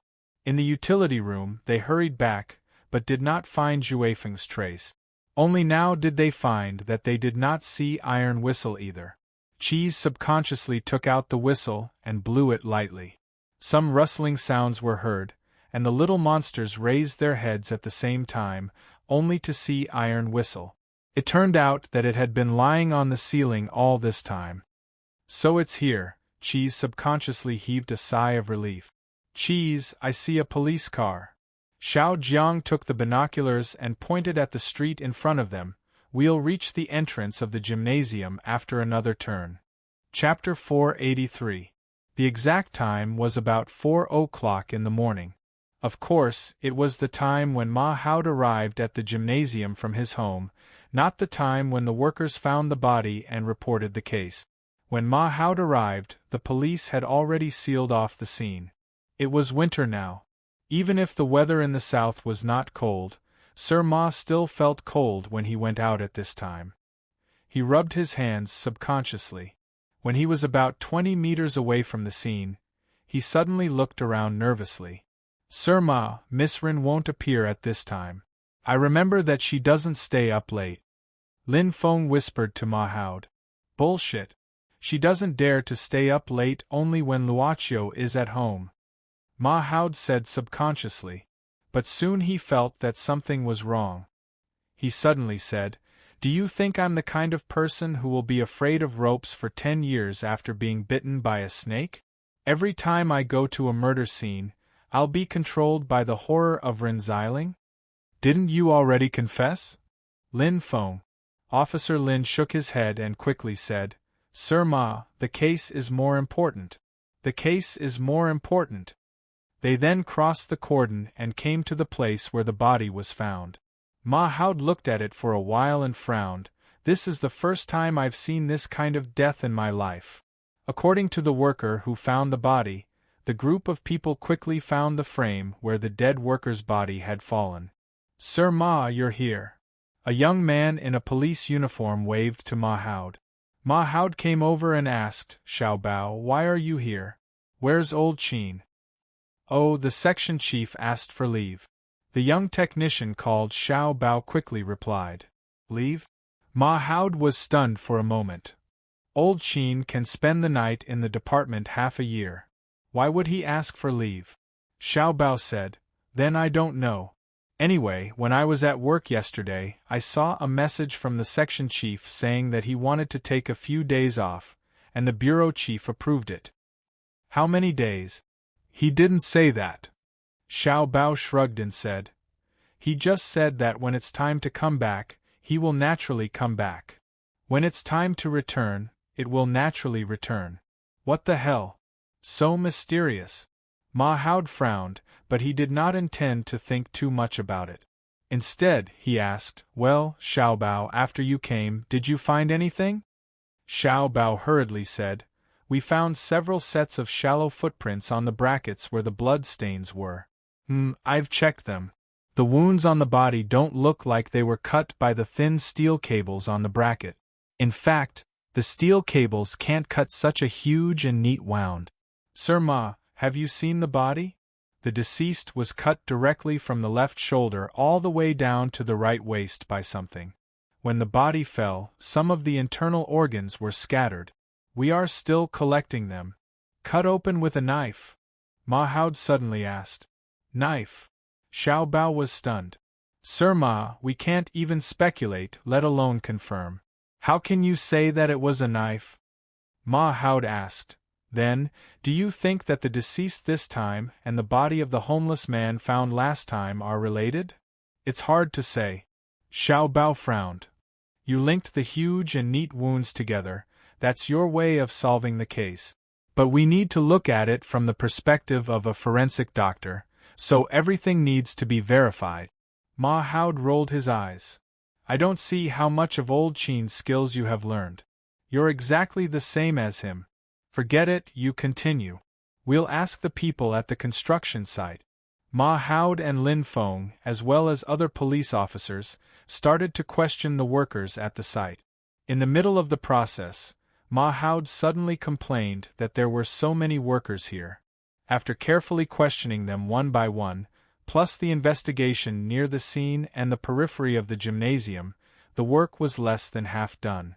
In the blink of an eye, it was 6 o'clock and the sun rose. The murder weapon couldn't be found. Except for several groups of small footprints on the frame, some scratches were found on some of the frames, which were newly scraped. But the body had already been sent back to the police station for autopsy. But just as the body was sent back, the family of the deceased happened to come from afar. Ma Haud comforted them and had a headache, but he still didn't find any clues until 7 o'clock. Sir Ma, we can't buy coffee. Can we just light a Red Bull? Anything is okay. Ma Howd shook his head and sat down tiredly, on the stone bench outside the gymnasium. At this time, two children suddenly appeared in the sight of Ma Howd and Lin Feng. They were probably a little boy and an older girl. The little boy looked like a rat. Officer Ma felt that the little boy looked like a rat. Uncle, did something happen here? The little boy with a rat's head ran up to the two of them and asked curiously. Ma Howd gently touched the little boy's head and said, "Little boy, don't ask about what happened inside. Aren't you afraid of being late?" He, the ratty little boy suddenly asked, "Uncle, are you policeman?" "Yes." Ma Howd smiled and said, "How do you know? We don't wear uniforms." "Uncle, don't you wear your ID around your neck?" Ma Howd gave a start and smiled. "You're a clever little boy. Well, since you know I'm a policeman, don't bother me. By the way, I want to ask you something. Why do you always tell me?" "Okay. My mom said to tell the truth to the police, Uncle." "What a good boy." Ma Howd sighed. "Do you live nearby? Did you see any strangers when you left the house this morning?" The little boy shook his head. "No, Uncle. If I see them, can I find you?" Ma Howd thought that even if a child saw strangers, God knows how many strangers he saw in a day. He shook his head and said, "No." "Well, go to school. Don't stop me from doing my work." "Well, okay." The rat-headed little boy quickly ran away and returned to the little girl's side. He held the little girl's hand and began to walk away. "It's good to be young." Ma Howd yawned. "Wait, are these two kids in puppy love? Maybe they are brother and sister?" Lin Feng shook his head. Ma Howd frowned, drinking up the red wine, patting his face and standing up. "Go back to work. Damn it. It must be puppy love. Want to bet?" "Cheese, did you get anything?" Nini suddenly asked Cheese. It was daytime. Nini had to turn into a human girl. At this moment, she and Cheese were hiding behind a billboard outside the gymnasium. "No." Cheese shook his head, lowering his head and muttering, "But it looks like they didn't get anything. Last night, the people in the helicopter didn't see anything." Nini was a little worried, suddenly grasping Cheese's arm, whispering, "Cheese, do you think the human police will find out that it was Zhuifeng who killed those people?" "Nini!" Cheese frowned. "We only saw Zhuifeng there. We didn't see Zhuifeng do anything. Don't talk nonsense." Nini was older than Cheese, but none of the storm chaser, including Zhuifeng, was as calm as Cheese. She suddenly sighed. "Why? Alas, if you didn't quit when we chose a leader, there wouldn't be so many problems. Let's not talk about this." Cheese shook his head, then frowned. "Where's Xiao Jiang? Didn't we agree to wait here?" "I don't know. Why hasn't she come yet?" Nini also looked around curiously. Then, her expression changed drastically, and her body started to tremble. "Dragon, dragon, dragon, Long what?" Cheese gave a start. "Lord Long." Nini covered her mouth with both hands. Cheese fixed his eyes on the road, only to see the expressionless Long Shiruo walking slowly, and behind her, Xiao Jiang lowered her head, following closely, until Long Shiruo arrived. Xiao Jiang lowered her head. "I'm sorry, Cheese, I was too scared, so I told Lord Long." "Xiao Jiang, didn't we agree?" Cheese got angry. "What did we agree on?" Long Shiruo interrupted him expressionlessly. "Did we agree on covering up?" The true dragon of the divine land only gave him a look, but Cheese kept quiet out of fear. He lowered his head in an instant, and his body started to tremble. Long Shiruo snorted. "I've said that underage guys like you are not allowed to go out at night. Did you take my words for granted?" But Cheese suddenly raised his head. "Lord Long, Zhuifeng didn't kill anyone. I know he won't." Long Shiruo looked at Cheese's eyes, looking at his fearful but stubborn eyes, suddenly sighed. "You're not like Shu Yu at all, you're much braver." Long Shiruo suddenly squatted down, touching Cheese's face. "I heard from Su Zijuan about your family, so I planned to visit you after I finished my business. You must have suffered a lot during this time, right?" Not knowing why, Cheese's eyes turned red, and his nose twitched uncontrollably. He lowered his head, trying his best to endure, but he couldn't stop his throat from moving. I didn't suffer. Silly boy. Long Shirua hugged him. I didn't suffer. Cheese leaned on Long Shirua's shoulder, sobbing, but he was still stubborn. Chapter 484. After a while, Cheese calmed down and Long Shirua let him go. She took the three monsters to a place far away from the gymnasium and said seriously, Xiao Jiang told me everything. Lord Long, Zhuefeng. Cheese raised his head again. Long Shirua said calmly, It's not up to you to decide whether Zhuefeng killed people or not. He said it himself. Don't worry, I'll find Zhuefeng as soon as possible. But Long Shirua changed the topic and said with a sharp look, If he did, I won't let him go easily. Rules are rules. Cheese nodded. Since Xiao Jiang had told Long Shirua about this, according to the rules of the monster race, this was not something he could interfere with. You can all go to school. Long Shirua waved her hand. Don't stay here to avoid suspicion. I have to go in and see what the human police have found. Cheese nodded. Long Shirua suddenly said, Cheese, have you been to any place or encountered anything recently? No. Cheese hurriedly shook his head, looking anxious. Long Shirua narrowed her eyes but didn't ask. She said indifferently, Then forget it. But be careful, if you have any problems or difficulties, remember to find me first. I know, Lord Long. Cheese nodded.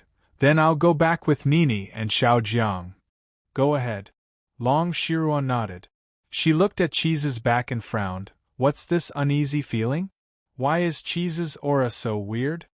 But her doubt disappeared in a flash, because she had more important things to do. She had to confirm if the human police had any clues that would harm these little monsters. Long Shirua easily avoided all the humans and came to the place where the accident happened, where Cheese and Xiao Jiang separated from Zhuefeng. It was also the first scene of the murder. Standing on another support, Long Shirua narrowed her eyes and her pupils turned into golden fragments. Her vision began to magnify continuously, comparable to a precision instrument, not letting go of any details. Her vision began to move. Based on the subtle traces, she deduced the movement trajectory of the little monsters last night and the possible places that the deceased might have been before he died. What happened in the end? Only Zhuefeng and the deceased were on the same steel pipe, but the human was dead. At this distance, Long Shirua frowned. She tried to consider all the possibilities. If there was a third party who was the murderer, he wouldn't leave any traces, unless he had the ability to fly.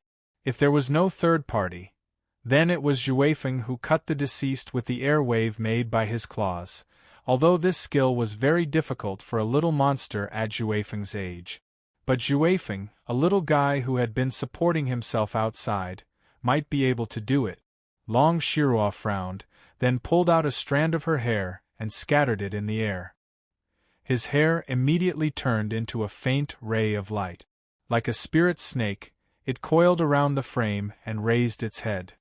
Go, follow Zhuefeng's footprints and find out where he hid. Then, Long Shirua left the gymnasium. She planned to go to the place where the body of the deceased was placed, the place where the forensic doctors worked. In addition to the stadium as the base, Zhuefeng's home was on the roof of an old building. It was a complicated small place filled with pipes, water tanks and so on. He could see the sky when he raised his head, and look at the city when he opened his eyes. Zhuefeng often stood on the wall, saying that there was no better place than here, because he could have a bird's-eye view of everything. He also said that this was a prime location with cool wind and cold water.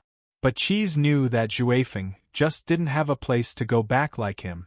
Even if it was a dark and damp place, at least there were relatives waiting for him there. Cheese now stood at the place where Zhuefeng often stood, silently looking at the city. Cheese, we didn't find Zhuefeng. It seems that he didn't come back. Below, Nini and Xiao Jiang came back after searching separately, and they both shook their heads. Nini probably still held a grudge against Xiao Jiang's betrayal, so she didn't stay as close to him as before. Xiao Jiang knew his own situation, so he wasn't dissatisfied. From a rational point of view, Cheese knew that Xiao Jiang didn't do anything wrong. But from the emotional point of view, Cheese shook his head and jumped down from the wall, saying with a bitter smile, "Zhuefeng ran too fast. If he hid the key from us, we couldn't find it at all." As if feeling Cheese's disappointment, Iron Whistle, who had been following Cheese all this time, lowered his head, rubbing his leg. "Cheese, your wound is bleeding again." Nini pointed at Cheese's arm and said, "It was the wound caused by Zhuefeng's claw last night." Cheese rolled up his sleeve, looking at it and shaking his head. "It's just a small wound, no big deal." Nini hurriedly put down her school bag. "I've put on a bandage, let me change it for you." Were cats and mice enemies in the previous life? At least, Xiao Jiang knew that Nini wasn't like other cat demons, who had a natural sense of superiority towards Cheese. But when Nini untied Cheese's bandage, she found that the wound was far more serious than she imagined. This Zhuefeng, how can he be so cruel? How can you say it's fine? Leader. Zhuefeng has always been so barbaric. Xiao Jiang suddenly sighed. He doesn't say anything, and we don't know where he is hiding. If he didn't do it, why did he run away? Cheese didn't say anything. Iron Whistle suddenly blinked, sticking out its snake-like tongue from its mouthpart, licking the wound on Cheese's arm lightly. Cheese didn't pay much attention to it. Iron Whistle's tail seemed to be slightly raised at this moment. "Xiao Jiang, we can't make a conclusion until we get to the bottom of it." Cheese sighed. "It's already like this, what's the point of asking?" Xiao Jiang seemed to be a bit agitated. "Such a big thing, and a human being died. I don't know if Lord Long will blame us. If my parents knew about this, they would definitely beat me half to death. I said from the start that I shouldn't have let Zhuefeng be the leader. Cheese should be. Enough. Stop talking." "Is it wrong?" Xiao Jiang's face turned pale. "He always says that he wants to be famous, but he's stupid. He only knows how to get into trouble. He even implicates us after getting into trouble. I don't know this kind of guy." "Xiao Jiang." Cheese glared at him. Xiao Jiang's body suddenly shrank, but he still said stubbornly, Am I wrong? You wanted to save him last night out of kindness because you were afraid that he would be discovered, but what did he do to you? He hurt you. I don't know if he will deal with me and Nini in the future. This kind of guy, it's better to be caught by Lord Long and beaten back to his original form." Clang! Suddenly, something hit Xiao Jiang's body, making him cry out in pain. Then he saw that it was an unopened luncheon meat can. It just hit Xiao Jiang's head. "Zhuefeng." Cheese was stunned. He looked up and saw that Zhuefeng was standing on the water tank not far away, glaring at him. Xiao Jiang was frightened and hid behind Cheese. What do you want to do?" "What do I want to do?" Zhuefeng suddenly laughed. "You just said that you want me to hurt you too, right? Come, let me see if your skin is harder than this iron box." "Zhuefeng, come down and talk first. Xiao Jiang didn't mean to say anything just now. Can you calm down?" Cheese took a deep breath and said, "Calm down." Zhuefeng snorted. "What's there to calm down about? I'm the kind of guy who likes to do things recklessly, always causing trouble and implicating you all. Xiao Jiang, stand out if you're a man. Let me see what you're capable of." "Zhuefeng, talk nicely." Cheese stretched out his hand and stood in front of Xiao Jiang. "Are you going to protect him?" Zhuefeng suddenly jumped up. "Cheese, I'm not as great as you, pretending to be a good person after being beaten. Cheese, since you want to be a good person, then let me grab your right arm." In terms of strength, Zhuefeng was probably the best in the juvenile group. This attack from above was very fast. Zhuefeng's claws were shining with cold light. Cheese only felt cold all over. When Zhuefeng's claws were about to hit his head, Nini and Xiao Jiang couldn't react in time. A black shadow suddenly shot out. Unbiased. This black shadow directly pierced into Wind-Chasing Wolf's heart. It was Iron Whistle. The tail shot out from Iron Whistle. Even though Zhou Feng was born with great speed, he couldn't completely dodge it at this moment. He could only dodge a little, but that slightly sharp tail still pierced through his shoulder in the end. Zhou Feng screamed and fell down instantly. Iron Whistle, stop! Cheese suddenly grabbed Iron Whistle's tail. Iron Whistle unwillingly pulled out its tail from Zhou Feng's shoulder and retracted it behind itself. Zhou Feng stood up shakily, looking at the several small monsters in front of him with a pale face. I won't let it go like this. Zhou Feng gritted his teeth and jumped over the wall. This was the 23rd floor. After jumping off the wall, he disappeared. Cheese stood on the wall again, looking at the city, but this time, his mood was completely different from several minutes ago. He silently looked at Nini, who didn't know what to do, Xiao Jiang, who was in a panic, and Iron Whistle, who was ignorant. He suddenly realized that he wasn't mature enough to face these things. At the place where the corpses of the deceased were placed, several forensic doctors fell on the ground, but actually they just fell asleep. Dr. Long from the pet hospital was also a doctor, but she didn't wear a white coat at this moment. Instead, she started to fiddle with a corpse that was just transported here. In addition, there was also a headless corpse that was placed here, but it was frozen. Sure enough, it's a knife wound. Long Shiro frowned. She looked at the body sent by the gymnasium and then at the headless body. She didn't know why the people here put them together, but she found something else from the headless corpse. She stared at the incision on the abdomen of the headless corpse, stretching out her finger and gently rubbing it. Long Shiro found a trace of residual aura here. This was related to one thing that she was busy with these days.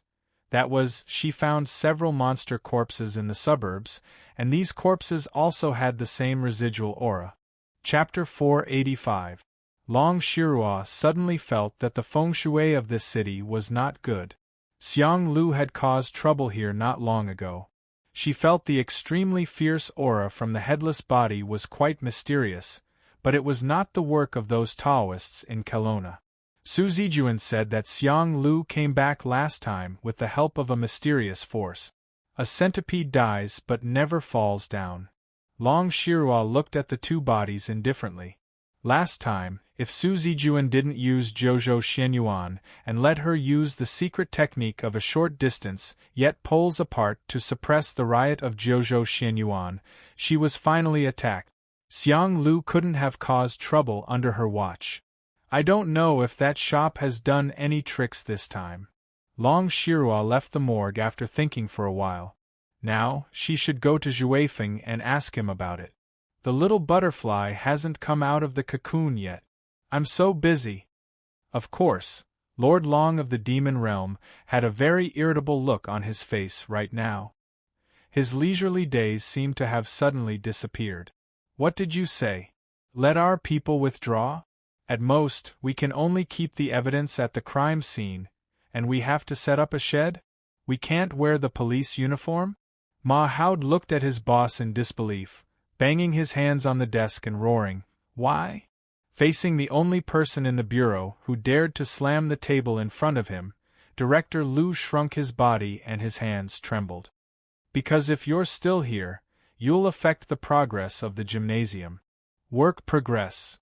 Sir Ma felt more unreasonable. What is more important than human life? Old Lu. Was your head kicked by a donkey? That's the crime scene. You want to continue the work? You should stop it. What if you destroy some strong evidence? Old Lu wiped his forehead with a handkerchief and said, "You're right. That's what I think too. But Old Ma, you also know that I have my own difficulties. Who told you to do this?" Old Lu didn't say anything. He just looked up. Ma Howd frowned. After a while, he said, "The people above? I say, for such a big matter, let alone a television station, not even a single reporter appeared, let alone a single leak of information. This is really powerful." Old Lu suddenly said, "Old Ma, I'm about to retire. You don't have much time left either. Be careful." Sir Ma felt that it was unnecessary for him to continue making a fuss. Here, Old Lu still had the most power. If he kept going against his superior, not only would it not end well, but he would also end up not being able to handle the case at hand. That would be the worst for him. Seeing Ma Howd open the door without saying a word, old Lou immediately asked, "Old Ma, don't mess around. Don't worry."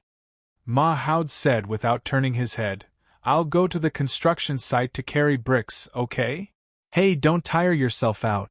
Why don't you come to my house for dinner tomorrow? Both of you, husband and wife, come up." Bang! The door was closed so loudly. Old Lou was suddenly startled. He patted his chest and sighed. He felt that it was not easy to be a brother-in-law, but he had been a brother-in-law for so many years, and the remaining years were not that big of a difference. Half a year ago, flourishing Lotus Gymnasium. Several months after the high-pressure policy from a pet hospital, there were almost no small monsters who would come here at night, except for the three of them tonight. Juefeng was standing on the football field of the gymnasium, looking quite imposing. Next, there would be a fierce battle to decide the leader and name of the juvenile group. No matter which side lost, they had to obey the other side. "Xiao Jiang, what time is it?" Juefeng suddenly opened his eyes at this time. Xiao Jiang was startled. He quickly looked at the time and said, "Juefeng, it's almost 2 o'clock in the morning." 2 o'clock. Juefeng suddenly said angrily, "The appointment is at 11 o'clock. I've waited here for 3 hours, but Cheese still didn't show up. He said he would show up on time, and he would lose if he was late. Are you looking down on me? How about we make another appointment tomorrow when we see Cheese?" Nini suddenly suggested. Juefeng just frowned. When he was about to say something, he saw a small figure walking quickly towards him. Before it arrived, he heard the voice, "I'm sorry, everyone, I overslept. When I woke up, I thought you all had left. Why are you still here?" Overslept. Juefeng gave a start and then angrily said, "Cheese. This is a serious duel, but you overslept. What do you think this is?" Cheese smiled embarrassedly. "I'm sorry. But I remember that I lose if I'm late. Juefeng, you're our leader from now on." "No way. If we don't compete again, I can't accept it if I win you like this." Juefeng snorted, "Since you're here, let's decide the winner according to the agreement. Otherwise, don't even think about going back tonight." "Then, okay." Cheese nodded. Juefeng said in a low voice, "Xiao Jiang, you count. We'll shoot the ball at each other, and we'll decide the winner with 5 balls. Cheese, you attack first. Don't be careless, use all your strength." "Okay." Cheese nodded. But he muttered. If he knew it was going to be a duel, he would have come earlier. He put an old football on the grass and shouted, "Then, I'll start." His shoulder was pierced through. Juefeng had never experienced this kind of injury before. It even surpassed the ability to endure pain that Juefeng had trained over the years. In the past, when he fought with other monsters, he would at most bleed a little, such as internal bleeding or fracture, but not to this extent. Juefeng knew that he was not far from death. This wound was hard to heal. There was already a pool of blood under the place where he fell. Black blood. There was probably a terrible poison hidden in the wound. Juefeng couldn't feel the wound on his shoulder, but the parts around the wound would cause a terrible pain if he moved slightly. It's said that thinking of something to distract one's attention can make one forget the pain. But why did I think of this? Juefeng gritted his teeth, moving his body. He felt cold all over and he couldn't open his eyes. He looked at the place where he finally couldn't hold on. It was a dirty back alley, a place where he put the garbage, and it was dark. Looking up from here, it only opened a crack in the sky, and he could see a faint touch of blue. It couldn't compare with the scenery on the rooftop where he lived. But Juefeng suddenly felt that this kind of place was very suitable for him. Since he was conscious, the first place he saw was similar to this place. He didn't know where his parents were, whether they were dead or not. The only thing he knew was that he had been abandoned from the very beginning, thrown into a small alley. He had been wandering, and when he was weak, he even fought with wild dogs for food. He didn't know when he wandered to this city, and he met a guy called Long Shiro. She was born to make him revere her. She was like a god, full of indescribable majesty, but her character was a bit bad. Later, he knew that she was not only a big monster, but also the most honorable Kelowna Shinryu. Long Shiro asked him not to wander, and to settle down in this place. Anyway, it was the same in other places. On the contrary, he had a higher chance of survival here. Juefeng felt that this was a kind of pity. Not knowing why, this kind of pity made Juefeng feel quite cheap, although he knew that with Long Shirua's status, she had to take care of countless monsters. It was rare for her to share a little with him, but he still lived in this city, because it was indeed easier to survive here. Later, he found a rooftop, which was his home alone. Then, he got to know Cheese, found Nini, and met Xiao Jiang. It was getting colder. The cold feeling made Juefeng subconsciously think of the past. He couldn't remember which city it was. Anyway, it was a city in the north. It was the days when he was wandering. He remembered that at that time, he seemed to have collapsed on the ground like now. The injury was probably not as serious as this time, but it was almost to the extent of dying. That time, why was I beaten up? What kind of people surrounded and beat me up? Cold, rough, and disgusted eyes. I didn't steal anything. The thief was obviously in front of you. Since you insist that it was me, then don't blame me if I take away all your things. So cold, if you can believe every word that I say. How nice it would be. His eyes were closed, and even his consciousness was beginning to fade. Everything was in a hazy state. Juefeng suddenly seemed to have returned to the moment when he was abandoned. I beg you, let this child live. I don't care what it takes. I'll do it. I beg you. At that time, who was talking? Juefeng felt that something seemed to be approaching him. It was the sound of footsteps. He used the last bit of his strength to open his eyes a little, only to see two vague figures. They were talking. The man said, "It seems that it is this one, bring him back first." Chapter 486.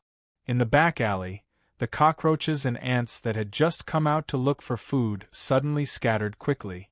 Not to mention the rats and flies that also treated this place as a hotbed. Because something was approaching here. It was Kelowna, Shinryu, Long Shiro, and Dr. Long, who could make monsters tremble, not to mention these small pests. Is it here? Long Shiro walked to the depth of the back alley. At this time, there was a golden thread on the ground in front of her. The golden thread gradually lost its brilliance, and turned into black hair again, and then began to break inch by inch. However, Long Shiro didn't find Juefeng here. What was left in front of her was only a pool of black liquid that emitted a stench and the smell of blood. Long Shiro frowned, touching the liquid with her fingers and gently rubbing it. Poisoned? But why did he disappear? I actually lost his direction here. This was something that happened very, very rarely. Long Shiro couldn't even remember when was the last time her tracking was fruitless. It seemed to be 1,000 years ago when she was tracking a little guy. And that little guy's name was Utsaiji, a little fox demon who had the ability to become a 9-tailed celestial fox. Juefeng suddenly felt a little cool. Yes, cool, not cold, not the kind of coldness that one would feel when one was about to die. This kind of cool was as comfortable as eating a popsicle in the human world on a hot day. He couldn't help but let out a comfortable cry. Juefeng opened his eyes slightly. His vision suddenly became bright, which made his eyes hurt. But Juefeng saw a figure at this time. A human? A woman? Wind-chasing wolf struggled fiercely. It was surprisingly easy. He didn't even feel any pain from his shoulder. At the same time, something fell from his forehead. It was a handkerchief, a wet handkerchief. In addition to the woman in front of him, Juefeng also found himself in a forest. But he also saw trash cans and some signs posted on tree trunks. Everyone is responsible for caring for trees. This place is probably a park or something like that. You're awake, the woman said softly. Juefeng subconsciously felt his cheeks burn. He had never seen such a perfect woman, whether she was a human or a monster. Monsters who had assimilated into the secular world and lived in the modern world, most of their aesthetic concepts had been assimilated by humans. Juefeng felt that the woman in front of him was even prettier than Long Shirua. Most importantly, she was much gentler than that old woman, at least at this moment. You? Who are you? Juefeng was only puzzled for a moment before he asked. At the same time, he also noticed that not only was this woman here, there was another person not far away. At this moment, he was squatting in front of a dead tree, as if he was fiddling with something. At this time, the man stood up, turned around, and walked over. Juefeng saw him clearly. This was a weird guy wearing a clown mask, and he even pinched up the sleeves of his hands. Well, when I was a child in my hometown, I dug out this kind of thing. The guy wearing a mask looked at the woman who Juefeng felt was very beautiful and said, "The old people in my hometown said that when we hid in the mountains during the war, we didn't have anything to eat, so we dug out these things and then some bird eggs. You don't need to add anything, just stir-fry it and it's delicious." The woman smiled slightly and said, "Master, have you eaten it?" "Yes," the man wearing the clown mask said casually, "but I can't remember the taste. But the taste is generally good. It was a very interesting experience." The woman smiled slightly. Juefeng suddenly felt that he was completely superfluous in front of this man and woman. Did this woman call him master? But regardless of the doubts in his heart, Juefeng swallowed his saliva at this time, because he was really attracted by the thing on the plate in the strange man's hand. As the natural food of aardwolves, termites.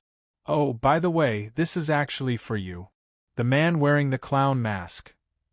The club boss at this time stretched out the plate in his hand and gave it to Juefeng. "For me." Juefeng was stunned, frowning, but dared not to accept this strange kindness. Why? Boss Luo said indifferently, "Eat when you're hungry, there's no why." As he said, Luo Qiu lifted the plate closer to the front of Wind, and even placed it in the most impactful position in Wind's sight. The small white termites stimulated all of Juefeng's taste nerve. Juefeng suddenly grabbed the plate from Boss Luo's hand, and then turned around, sitting on the ground with his legs crossed. He reached out to grab a termite from the plate and put it into his mouth. The taste of these termites, was it different from the ones Luoqiu ate when he was a child? Juefeng put down the plate in his hand, and then began to feel very strange. Who would carry a plate with them just to pick up termites? But if it was prepared for him? Juefeng thought that he had never seen such two strange people. And the wounds on his body, Juefeng suddenly jumped up, full of vigilance, completely forgetting that he had just accepted a meal from them. He gritted his teeth and said, "Who are you? Why did you save me?" Boss Luo said indifferently, "Your life is not meant to end. At least, you won't die before you are 60 years old. Now, you are only 49 years old.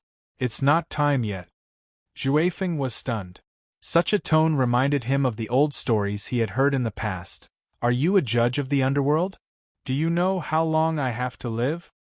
"I am not a judge of the underworld," Boss Luo said indifferently. "Don't you demons already know that the underworld is closed? Even if there is a judge, he can't walk out." Juefeng frowned and said, "Then, are you a fortune-teller? Do you know how old I am?" "Fortune-teller." Boss Luo thought for a while and joked, "I am a businessman. But if you want to talk about fortune-telling, there is such a project. Do you want to be told?" Juefeng suddenly shook his head. "I don't believe in fortune-telling. I believe in myself." Luoqiu nodded and said indifferently, "Your injuries are already healed. This is the grove in Zhongshan Memorial Park. You should know how to get out. Then, let's meet again." Seeing the man and woman who had saved him turn around and leave, Juefeng was in great disbelief. At the same time, he subconsciously shouted, "Wait a minute! Is there anything else?" Luochu turned around and pointed to the withered tree beside him. If it's termites, there is still a nest over there. If there isn't enough to eat, you can always dig for more. Really? Xuefeng's eyes lit up. This was his nature, and he couldn't help but reveal his true colors. But he immediately reacted and shook his head. No? You haven't told me why you helped me. Didn't I already say that your life is not meant to end before you are 60 years old? I don't believe in such nonsense. Xuefeng snorted coldly. I don't believe that anyone will help others for no reason. Even if there is, it's only for something. Luochu asked indifferently, for example? For example. Xuefeng lowered his head and racked his brains, but he couldn't think of a very powerful example. But he subconsciously thought of cheese. He even heard him, but he still intended to help him. What was his purpose? For example, hypocrisy. Xuefeng took a deep breath and raised his head. To convince others, to show his greatness, to put himself in the center that everyone likes and thinks is good. Why should I save you? Please forgive me for not telling you the real reason. Luochu suddenly shook his head. But there is one thing I can give you. With the boss's words, the servant girl beside him stretched out her palm. In her palm, a black card was slowly hovering, and then flew to Xuefeng. Yu Yi said softly, Mr. Xuefeng, please keep this black card. When you need it, it will lead you here. And you can buy what you want from us. It will tell you the specific trading rules. Xuefeng held this black card and saw 2 golden marks on it, but they were not symmetrical. It seemed that it should be symmetrical with 4 golden marks. But Xuefeng was only dazed for a moment, and the strange man and woman had disappeared. Chapter 487. It was easy for Xuefeng to leave the park. After all, he had lived in this city for a long time, but he didn't expect that not much time had passed. It was even on the same day. He couldn't believe it. He couldn't believe that such a fatal injury could be healed in such a short time, and there wasn't even a scar left. If Xuefeng hadn't felt the pain caused by that injury, he would have thought that he might have been dreaming. As a businessman, he was able to buy anything, and the price was Xuefeng held the strange black card in his hand. In addition to the fact that it seemed to want to say something to him, but he couldn't hear what it was saying, Xuefeng also had a strange feeling. It felt like he had seen it somewhere before. But these were still things in the future. For Xuefeng, there was a more troublesome thing at the moment. How should he face the next thing? According to Xiao Zhang's tone, this matter was probably already, but when you're afraid of something, the thing you're afraid of often comes unexpectedly, just like fate laughing at the incompetence of the weak. Xuefeng heard the footsteps behind him. When he heard the footsteps and the aura that accompanied the footsteps, Xuefeng subconsciously wanted to escape. He tried his best to escape as fast as he could. But he couldn't move his legs, because behind him was almost the same as the totem incarnation of this Kelowna land. Long Shiru. Xuefeng, I finally found you. Where did you go when you disappeared? Such a voice came from behind. For a moment, Xuefeng couldn't help but think of what Long Shirua, who had this voice, once said to him many years ago. If you don't have anywhere to go, stay here and live. It's easier to not die. Xuefeng turned around and took a deep breath. Since there was no way to escape from Long Shirua's sight, then he would face her calmly. On the side of the road outside the park, there were not many cars. Occasionally they would pass by. A car sped away, and Long Shirua walked in front of Xuefeng. Xuefeng asked, Are you here to capture me? Long Shirua lowered her head slightly. She had never liked Xuefeng's character, which seemed to be thorny all the time. Perhaps this was caused by the environment he grew up in. However, there were thousands of monsters living in the modern era, and none of them had never experienced pain before. She was the one who drew the line between demons and humans. She was the one who dictated that both parties should live in harmony. Was she supposed to act like a nanny and take care of every demon's emotions? If that was the case, she wouldn't be willing to do it even if she had 10 million incarnations. That was why she gave herself a face that all demons would revere. Since you didn't do anything wrong, why are you running away? Long Shirua said indifferently. Zhue Feng suddenly said, Will you believe me? Long Shirua said, I will believe the truth. You tell me the truth. Zhue Feng suddenly said, If I say that I don't know anything and that person died in front of me, will you believe me? Long Shirua frowned, seemingly considering the truth of his words. Zhue Feng laughed and said, See. You are hesitating. You don't intend to believe me at all. This child in the end is still too extreme. Long Shirua shook her head. Zhue Feng, if you continue to be like this, not only will this matter not be solved, even I will not be able to continue the discussion with you. I don't need you. I don't need your pity. Zhue Feng took a deep breath and said loudly, Go and take care of those demons under your control. Go and be the Supreme Lord Long. You don't need to take care of me. I can take care of my own matters. Long Shirua suddenly frowned, her eyes focused, and her aura suddenly burst out. What is that thing in your hand? This aura from Kelowna Shinryu made Zhue Feng's face turn pale. His heart beat wildly, and his body couldn't even move, but he still gritted his teeth and said mockingly, This is your so-called help? Long Shirua said in a low voice, Zhue Feng, listen to me, the thing in your hand is an inauspicious thing, let go of it. It was very clear. She could clearly feel the same aura as that place from this small black card. This was the thing from that place. However, Zhue Feng suddenly stopped trembling, as if he had found something to rely on. Long Shirua's divine dragon aura was still strong, but the black card in his hand was constantly seeping a sense of tranquility into his body. It was constantly reducing the pressure on Long Shirua. Listen to you. Zhue Feng stared at Long Shirua and sneered. I don't understand. Why do I have to listen to you? Just because you are a Shinryu? Just because you are a Shinryu, so everything you say is right? We have to follow it unconditionally? I asked you to take away the thing in your hand, did you hear me? Long Shirua shouted again. You don't know the danger of this thing. After saying that, without waiting for Zhue Feng's response, she had already stepped forward and reached out to grab the black card in Zhue Feng's hand. No matter how fast Zhue Feng's speed was, he couldn't be compared with this Shinryu who had an extraordinary background. In the blink of an eye, Long Shirua's hand had already grabbed the black card. Long Shirua's palm even flashed with a flash of golden light, as if she was going to crush the black card the moment she touched it, leaving no future troubles. Don't. Zhue Feng tiptoed. At this time, Long Shirua also made a muffled sound, as if she had suffered a heavy blow. Her palm suddenly bounced off the black card. In an instant, she seemed to have returned to that night when she saw the door behind the club boss slightly open. The crimson earth, the moment when the sky fell and the earth cracked. Long Shirua's consciousness suddenly became dizzy.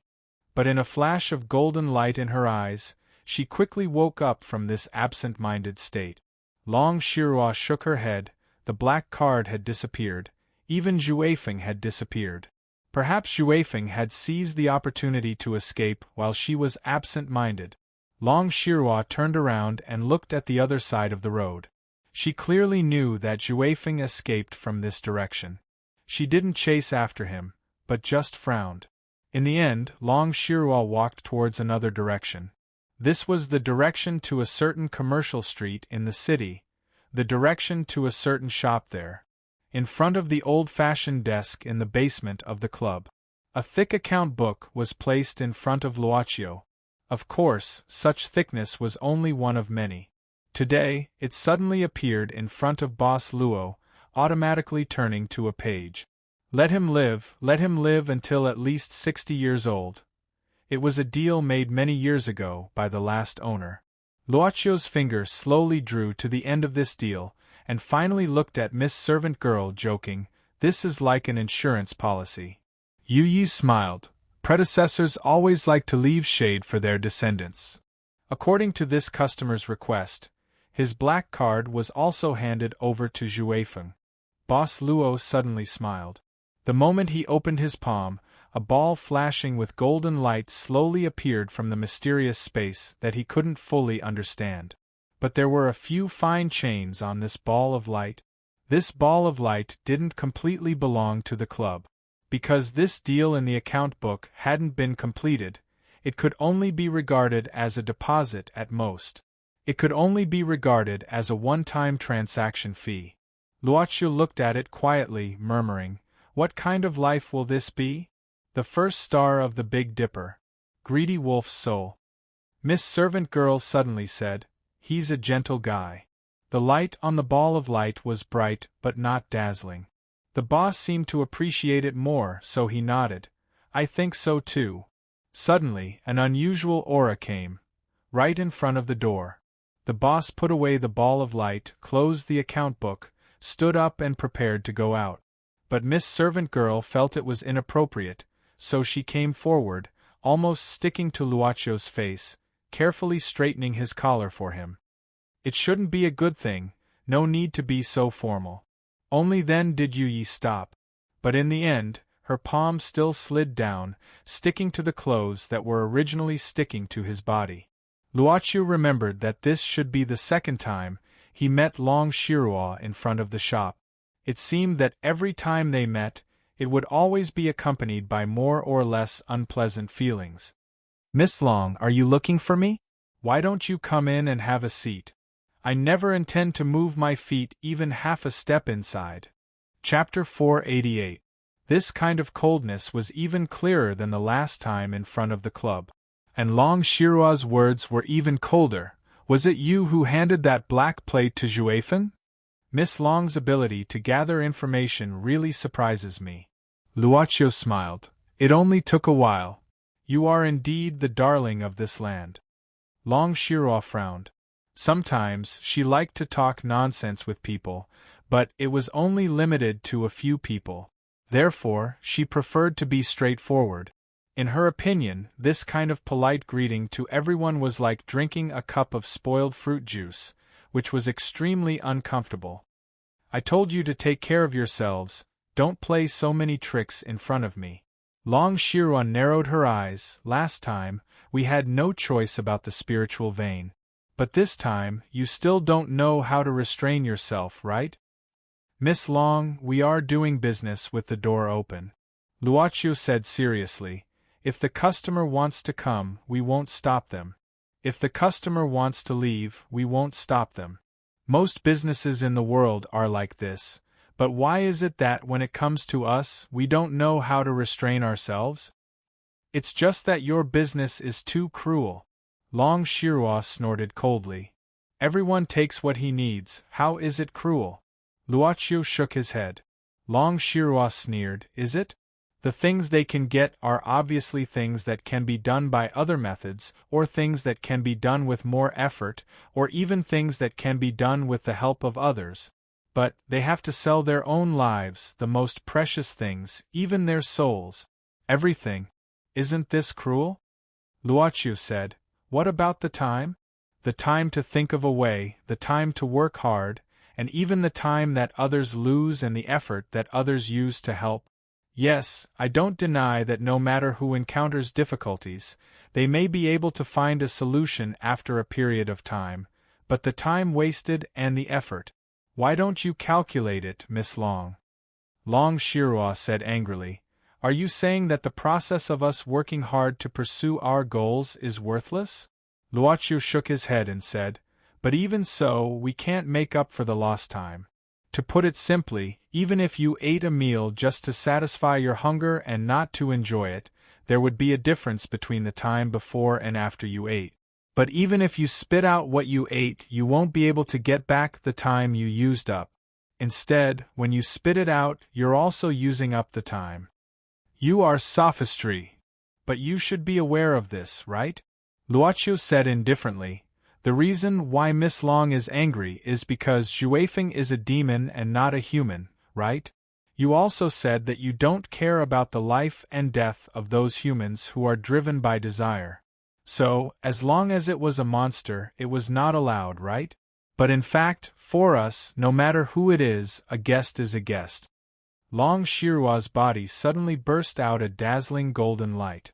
She looked a bit angry. I don't want to argue with you here. Since those guys in the West couldn't destroy you 100 years ago, today I will. Seeing that the power burst out of Long Shirua's body crazily skyrocketing, almost breaking through this small place in front of the club and breaking the barrier between it and reality, Luochio still said calmly, Miss Long, please don't be mean to me, okay? What a joke. I'll simply destroy this place today and uproot it. Let's see if there will be any more chances for you to harm anyone in this world. Long Shirua had a pair of huge dragon horns on her forehead. Her face was solemn. Last time, I was not in a good state. This time, let me see what is behind you. Seeing that Kelowna's Shinryu had the intention to kill, the servant girl stood in front of the boss without saying anything. Her hanging hands released black flames. The flames condensed and turned into a simple cross sword. But at this time, Luochio gently grasped her wrist at this time, saying softly, I don't want to be familiar with you from a stranger to a stranger. I don't want to know another you by my side. Master, the cross sword was still hanging down, but Long Shirua didn't care about it. She came with a strong murderous intent. Go to hell. Miss Long, please put away your malice, okay? Luochio looked up. Please step back. Long Shirua had already fallen from above. The whole club's door was shaking, and the decorations on the cabinets were also falling down. Luochio saw that the ball, which had just been placed on the ground, was unstable and fell to the ground. He narrowed his eyes and sighed, which was rare. Boom! This was the door of this mysterious shop with a strange origin. It was also the place where the boss's power was the strongest. At the moment when Long Shirua fell, a door suddenly stood up behind Luochio. It didn't open slightly, but nearly 1/3 of it was opened in a flash. In a flash, numerous lights rushed out from inside. Blue, white, red, black, purple, colorful lights. They drowned Long Shirua in a flash. Dispersed. When the light that could swallow everything dissipated, it was also the moment when their vision began to recover. Long Shirua tiredly opened her eyes, and her sight began to become clear. She found that she was in front of the door of this shop. In front of the door, the boss and the servant girl didn't move at all, still standing in the same place. Long Shirua didn't even know what had happened just now. She just felt very tired. She had never felt so tired before. Long Shirua had never felt like this before. As long as she stepped on this land, her power would be endless. To some extent, Shinryu of Kelowna wouldn't die. Shinryu's death even indicated that this land would enter a decline, but Shinryu wouldn't die. If this generation of Shinryu disappeared, it would only be Long Shirua's disappearance, and the next generation of Shinryu would be reborn from this land. To be precise, Shinryu wouldn't die, but she would disappear. But she still kept her consciousness and could see everything in front of her, which at least proved that she hadn't disappeared. But this fatigue that she had never felt before made her feel uneasy. Also, the boss looked at her with a strange gaze at this moment. Long Shirua clenched her teeth, using what little strength she had left to get up from the ground. This kind of embarrassing in front of the enemy was really uncomfortable, so uncomfortable that Long Shirua even neglected some things. That was, the boss and his servant girl in front of her seemed to have suddenly become a lot taller. The door of the club in front of her seemed to be a lot bigger than before. But obviously, her anger made her unable to pay attention to these things. She just called for Shinryu's power again. You. What did you do to me? But she couldn't call for Shinryu's power. At the moment when she opened her mouth, Long Shirua even subconsciously covered her mouth. The moment she covered her mouth, Long Shirua panicked and didn't know what to do. This was the sleeve. This was a sleeve that completely covered her arm, but a section of it was still growing out of the sleeve. She realized that it wasn't everything that had become bigger. It was just that she had become smaller. In front of the club, Kelowna's Shinryu stood there with a dull look in her eyes. The clothes that didn't fit at all hung on her body, completely exposing her entire shoulder. It could barely hang on her arm. And there was no power. 2 small drops of tears that were about to drip down from her eyes. And there was a strand of golden mucus hanging on her nose. What did you do to me? And it was a baby voice. And it sounded like she was crying. Chapter 489. Long Shirua was dumbfounded, which lasted for more than a minute. When her body became smaller, the clothes that no longer fit her couldn't bear the effect of gravity. She realized something was wrong when the poor supporting point of her arms slid down. She crouched down almost instinctively. But when she saw the club owner, she was very surprised that she didn't see a trace of mockery in his eyes. What kind of look was that? It was as if he had seen a problem and was considering how to deal with it. It was a contemplative look. Although it was only for a moment, at least she could tell the difference between ridicule and embarrassment, but it was more uncomfortable for Long Shirua to be able to tell the difference. Anyway, change your clothes first, Mississippi. Long Luochio suddenly said lightly, and then snapped his fingers. In front of Long Shirua, a set of clothes fell from the air and landed in front of her. At the same time, a circular black curtain began to rise around her. If there was any word that could be used to describe this Kelowna Shinryu's mood, it was probably messy. Or it would be more appropriate to add in the wind. Maybe because of her small body, her IQ and EQ were greatly limited. Long Shirua trembled and looked at the clothes on the ground. She wanted to cry but had no tears. A few minutes ago, she wouldn't have worn this style of clothing even if she was beaten to death. It's actually a LO outfit. Can you see the door behind me? Luochio didn't pay much attention to the black curtain. He just looked at Yu Yi and suddenly asked. Or, it was more like he was describing his own situation. I can't see it. Yu Yi could barely see a shadow. Mississippi Maid's voice was very light. Luochio pondered for a while, but said, But I can feel its existence, now. But it was still very vague. This fuzziness came from the contrast between his own insignificance and the enormity of the meaning behind the door. But Luochio didn't say that. He just said indifferently, Long Shirua is making trouble. I don't plan to do anything. I'll leave it to the club's defense mechanism to deal with it. Why didn't you kill her? Why did you only turn her into this? Yu Yi pondered for a moment before giving a vague answer. Perhaps there's a reason not to kill him, but he can't not punish him? You're still too cautious. Luochio suddenly smiled and shook his head. He did not continue to discuss this issue with Yu Yi. Thus, he said softly, Go make a pot of tea. Yu Yi nodded and turned to enter the house with a smile. Luochio waited for a while. Suddenly, a small figure swelled up in the black curtain. Kelowna Shinryu walked out of the black curtain with a complicated expression. As for her posture, she was probably a little bashful.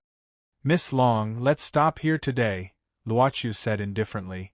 We're just doing business here. We don't plan to make trouble for anyone. Long Shirua finally sighed in disappointment. Before she turned into this appearance, she probably only had a 50% chance of winning. Now that she had turned into this appearance, what was there to be pretentious about? She was not the kind of person who would say harsh words in front of others to regain some illusory face after losing. At this time, she just stretched out her hand and pulled the collar of the LO suit she was wearing. She frowned. The size of this suit surprised me. I think it can at least prove one thing. Luochio was more curious about this, so he looked at her with a doubtful gaze. Long Shirua snorted, You're a complete pervert. So, did your IQ drop as well after you became smaller? Boss Luo was stunned for a while.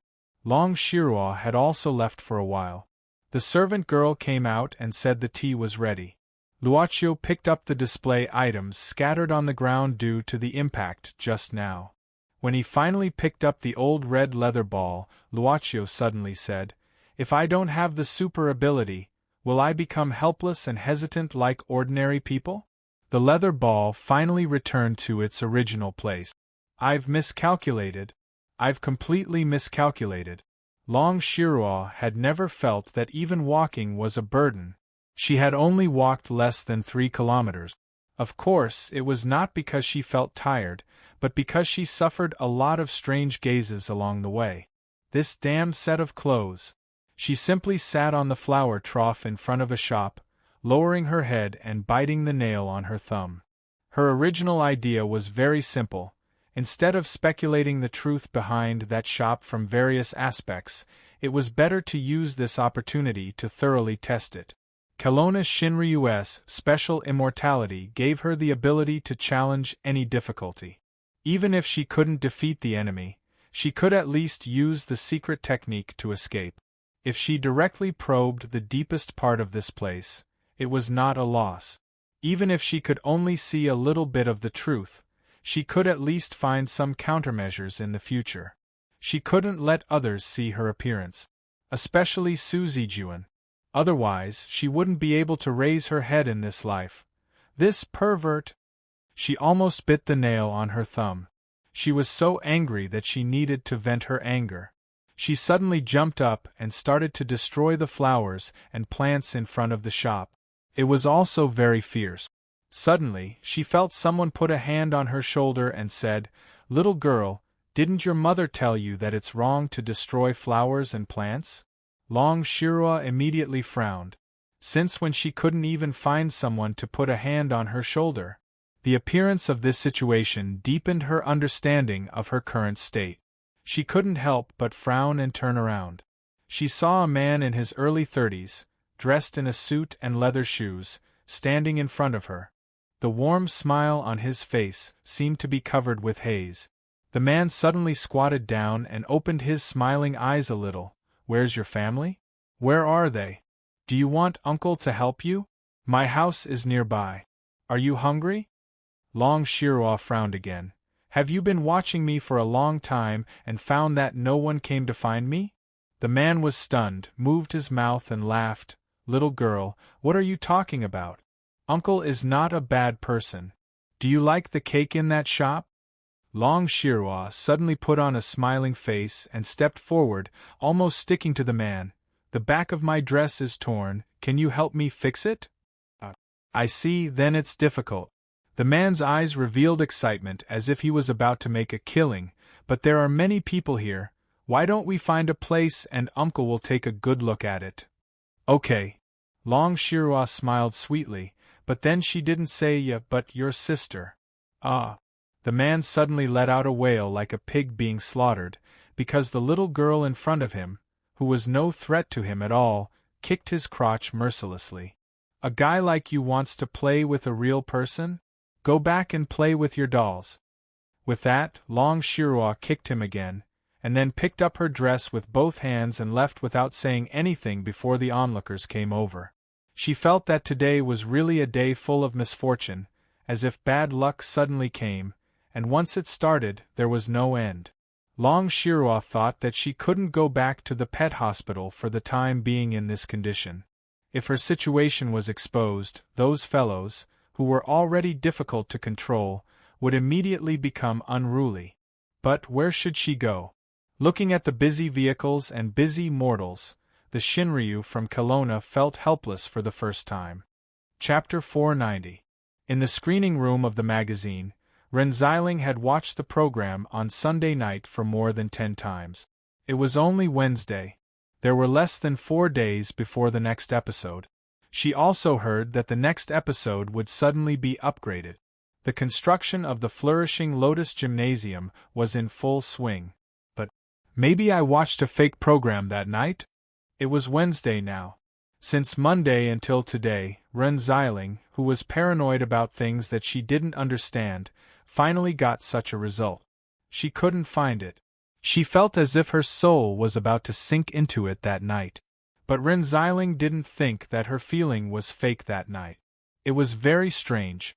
"Lizzie, can you stop eating potato chips?" "Sister Ren, I can recite the lines of this program. If I don't eat something, I will fall asleep," Lizzie sighed helplessly. If she had known that Renziling would be so serious, she wouldn't have helped her get rid of that bewitching state yesterday. She couldn't stand it, so she couldn't help but help. Speaking of which, the confusion didn't seem to be particularly strong. She just didn't know how the new singer did it that night. Renziling suddenly sighed. It seems that we can't see the result anymore. We can only wait for the performance in the gymnasium 4 days later. Whether it's a dragon or a snake, it will show its true form eventually. Lizzie didn't have any opinion. There were some things that ordinary people couldn't understand. Of course, she didn't intend to intervene in this kind of thing. Last time, she almost lost her life because of meddling in other people's business. How could she not learn? Anyway, she just wanted to make sure that Renziling was normal. At this time, Renziling's phone suddenly rang. Renziling rubbed her eyebrows, yawning and answering the phone. "Old Ma, what's the matter? Can you reimburse me for the tip-off fee?"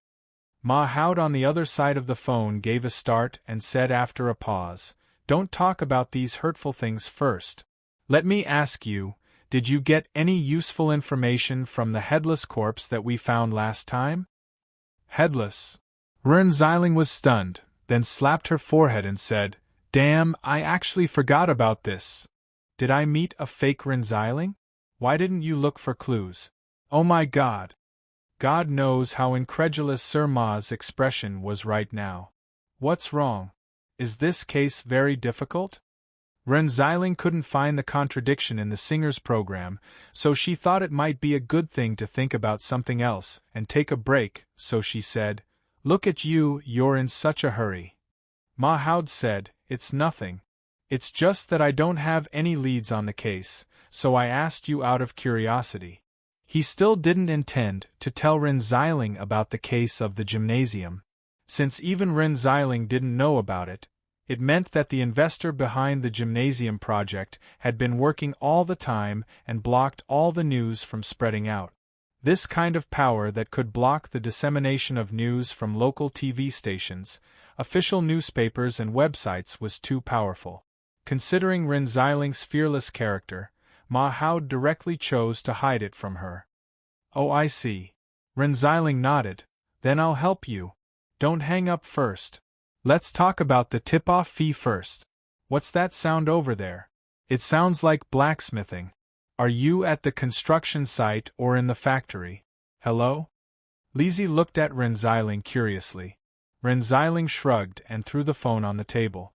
She stretched herself and said, "No, I haven't been out for 3 days. I have to go out. Lizzie, let's go out, shall we?" "Where are we going?" Renziling thought for a while and suddenly narrowed her eyes. "Let's go to the wedding dress shop." Lizzie was surprised. "What are we going to do there?" Renziling smiled mysteriously. "Of course, we need to know about the current market. I'm good at calculating, hee." She felt that Sister Wren was going to do something big. But Lizzie always felt that Sister Wren would definitely mess it up. She shrugged and turned the heatwave potato chip bag over. She tossed it a few times and poured the last bit of chips into her mouth, wiping it clean. Delicious food should not be wasted. Boss Luo's footsteps suddenly stopped. The attentive servant girl naturally noticed it and stopped her steps. Usually, this situation indicated that her master needed something, or suddenly thought of something, or felt something. "Master, what's the matter?" Luocio quickly shook her head and then looked around. A trace of doubt flashed through her eyes. "Is the wind here a bit noisy?" "Here." Yi looked around and smiled. "The gymnasium is in the suburbs. There are old houses nearby. There are few tall buildings and it's relatively empty. Naturally, there is more wind." Luocio smiled. "Actually, it's nothing. I just suddenly have a bad feeling." But the servant girl obviously cared about it and frowned instantly. Luocio then said, "But I don't think it's something harmful. It's like a prank. Maybe it's just a joke. I don't care." But Yi knew that the club's master's hunch was always very accurate. It seemed that she needed to pay more attention to the surrounding situation. Feeling that Yi was still vigilant, Luocio stretched out his finger and touched the servant girl's eyebrows to wipe away the frown. Then he said again, "I don't care." After saying that, Luocio turned his sight to an open space in front of him. Some huge cement pipes were piled up on one side of the open space. They were probably left behind by some project many years ago and hadn't been pulled away yet. Inside those pipes were Cheese and Iron Whistle. Of course, there were also Xiao Jiang and Nini. Xiao Jiang, Nini and Cheese suddenly didn't go to school. Of course, Xiao Jiang and Nini knew the reason why Cheese didn't go to school. So they could only come here immediately after school. Cheese, is there still no news about Xuefeng? Nini asked at this time. Cheese shook his head. Although I smelled Xuefeng's scent, he didn't stay in one place for too long. I couldn't find him. But he's still moving, at least it proves that he's still safe. Thinking of the scene where Xuefeng's shoulder was pierced by Iron Whistle's tail, Nini shrunk her neck subconsciously and glanced at Iron Whistle, who was lying motionlessly.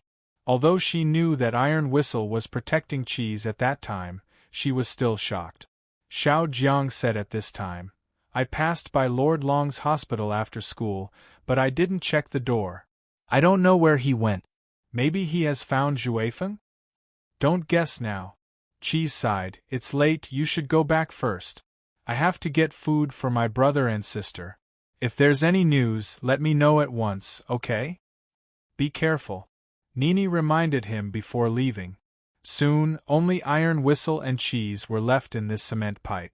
Cheese didn't move at once, but lay down tiredly and looked at Iron Whistle. Iron Whistle, are you a little bigger? Cheese suddenly asked at this time. He remembered that when Iron Whistle got into the pipe, it wasn't so crowded, but Iron Whistle just lowered his head and rubbed against him, as if he was comforting him. Cheese stretched out his hand and touched Iron Whistle's head. He felt better, so he sat up and said, after changing the bandage, I went to find something to eat. You stay here and be a good boy. The wound on his arm that was torn by Xuefeng was almost healed. The monster's self-healing ability was relatively strong, and Xuefeng's claws were not poisonous. The bandages were not stained with much blood. Cheese packed the medicine and put it here. No one came back here, so it was convenient to put it here. But he couldn't put it at home. He was afraid that Shu Xiaoshu would be worried if she found it. Put the garbage here first, I'll deal with it when I come back. It's too late, Cheese said and quickly got out of this place. Only Iron Whistle was left here. It suddenly opened Cheese's garbage bag and took out the blood-stained gauze bandage with its mouth, and swallowed it bit by bit. Chapter 491. No one was here, at least there were no outsiders, or related monsters. Iron Whistle slowly crawled out of a large pile of cement pipe. At this time, its eyeballs were moving around like a lizard, taking in the surrounding situation from a wide angle. It suddenly turned its head, feeling that there was something in this direction, something that it felt was dangerous, but it couldn't see. It's here, why can't I see it? It felt uneasy, so it opened its mouthpart with dense teeth, making a sharp cry and spitting out its flexible tongue. It was like a poisonous snake showing its horror. But even though Iron Whistle was so fierce, Luochio didn't feel much. This kind of danger was nothing to him. At first, Boss Luo didn't say that he would do anything to Iron Whistle. Every customer had their own life, so some things needed to be prepared. He felt like a club owner who was waiting to taste the wine, so he was very patient, but it didn't mean that time passed easily. In short, it was just to pass the time. As a created creature, it was a good material to pass the time. If this created creature began to have a new ideology, it would be an unexpected gain. Don't be nervous. Luochio slowly opened his mouth. But he didn't intend to appear in front of Iron Whistle. Even the Black Soul envoys could turn into voices and appear in customers' hearts, not to mention him, the master of the Black Soul envoys. I don't want to do anything to you, I just... Luochio considered the words that were suitable for his current state, and finally said, I'm just a little bored, maybe you can chat with me for a while. This was the same language as Cheese, but most of the time, Iron Whistle couldn't understand the meaning of Cheese's words, it could only roughly understand. But at this time, it clearly understood the meaning of the voice and the sentence. It began to feel something, so it withdrew its terrifying appearance and uttered a low cry. You can make me understand? Who are you? What are you doing here? You said you wouldn't do anything to me, but I feel that you're very dangerous. Why can't I see you, however? This low roar contained a large amount of information. Just treat it as a mental exchange, Luochu said. Also, you are much smarter than I thought. At least the last time I met you, you probably couldn't express your thoughts clearly. You've seen me? When? Why haven't I seen you before? It's just a coincidence. Last time in the supermarket, but I don't know if it's a coincidence or not. Luochu said ambiguously, because I'm not sure about something recently. It just so happens that I don't know if it will work on me. Iron Whistle said, I don't understand. I don't understand either. Luochu said indifferently, so let's put aside this question that no one understands. I'm more interested in your matter. Can you tell me why you like to stay with cheese so much? I don't know. Iron Whistle shook his head. He didn't know if it was because of a voice that he could communicate with. I want to eat him. I really want to eat him. But I can't open my mouth every time. Something is obstructing me. Luochu nodded. He suddenly felt that Iron Whistle was a good individual, not because of its motive but because of its frankness. Probably because it hadn't learned how to hide. Luochu felt that this kind of communication started to become interesting. So do you think it's good or bad? Not good. Iron Whistle said directly. Why? Boss's words could guide Iron Whistle's thinking. Iron Whistle was silent for a while. It should be thinking, but soon it got the answer. Uncomfortable. I don't know how to say it. It's just uncomfortable. Is it pain? Luochu asked. What is pain? Iron Whistle asked. Boss Luo suddenly snapped his fingers. Iron Whistle's hard skin cracked, and light green liquid flowed out. This made Iron Whistle cry out in pain. But the wound was healed immediately. Luochu said, this is the most direct manifestation of pain. Of course, pain doesn't always appear on the body, but sometimes on the mind. The pain on the surface and the pain on the inside. For humans, the pain on the body can't be compared with the pain on the inside. The pain on the inside can make humans sad. Iron Whistle was scared again. He shrunk his body. He was even more scared of this voice, that could heal him and injure him in the blink of an eye. But it was more curious. What is sadness? I don't plan to let you feel sadness directly. Luochu continued, it's better to let you find it by yourself. It's yours. I still don't understand. Iron Whistle shook its head with a funny look. But it shook its head for the first time. It learned how to shake its head. The learning speed was very fast, even incredible because it still couldn't see the voice. There are many things I don't understand. Luochu suddenly said, no one can understand everything. It's because you've experienced it. But even if you've experienced it, you might not understand it. Sometimes we just know it. I still don't understand. Iron Whistle shook its head again. You can let me understand it directly like just now. It's okay. Because you learn fast. Luochu said indifferently, and I don't plan to help you anymore. How can you help me? Iron Whistle suddenly asked. Luochu didn't answer, but asked, you still plan to eat cheese, right? Iron Whistle was silent for a long time.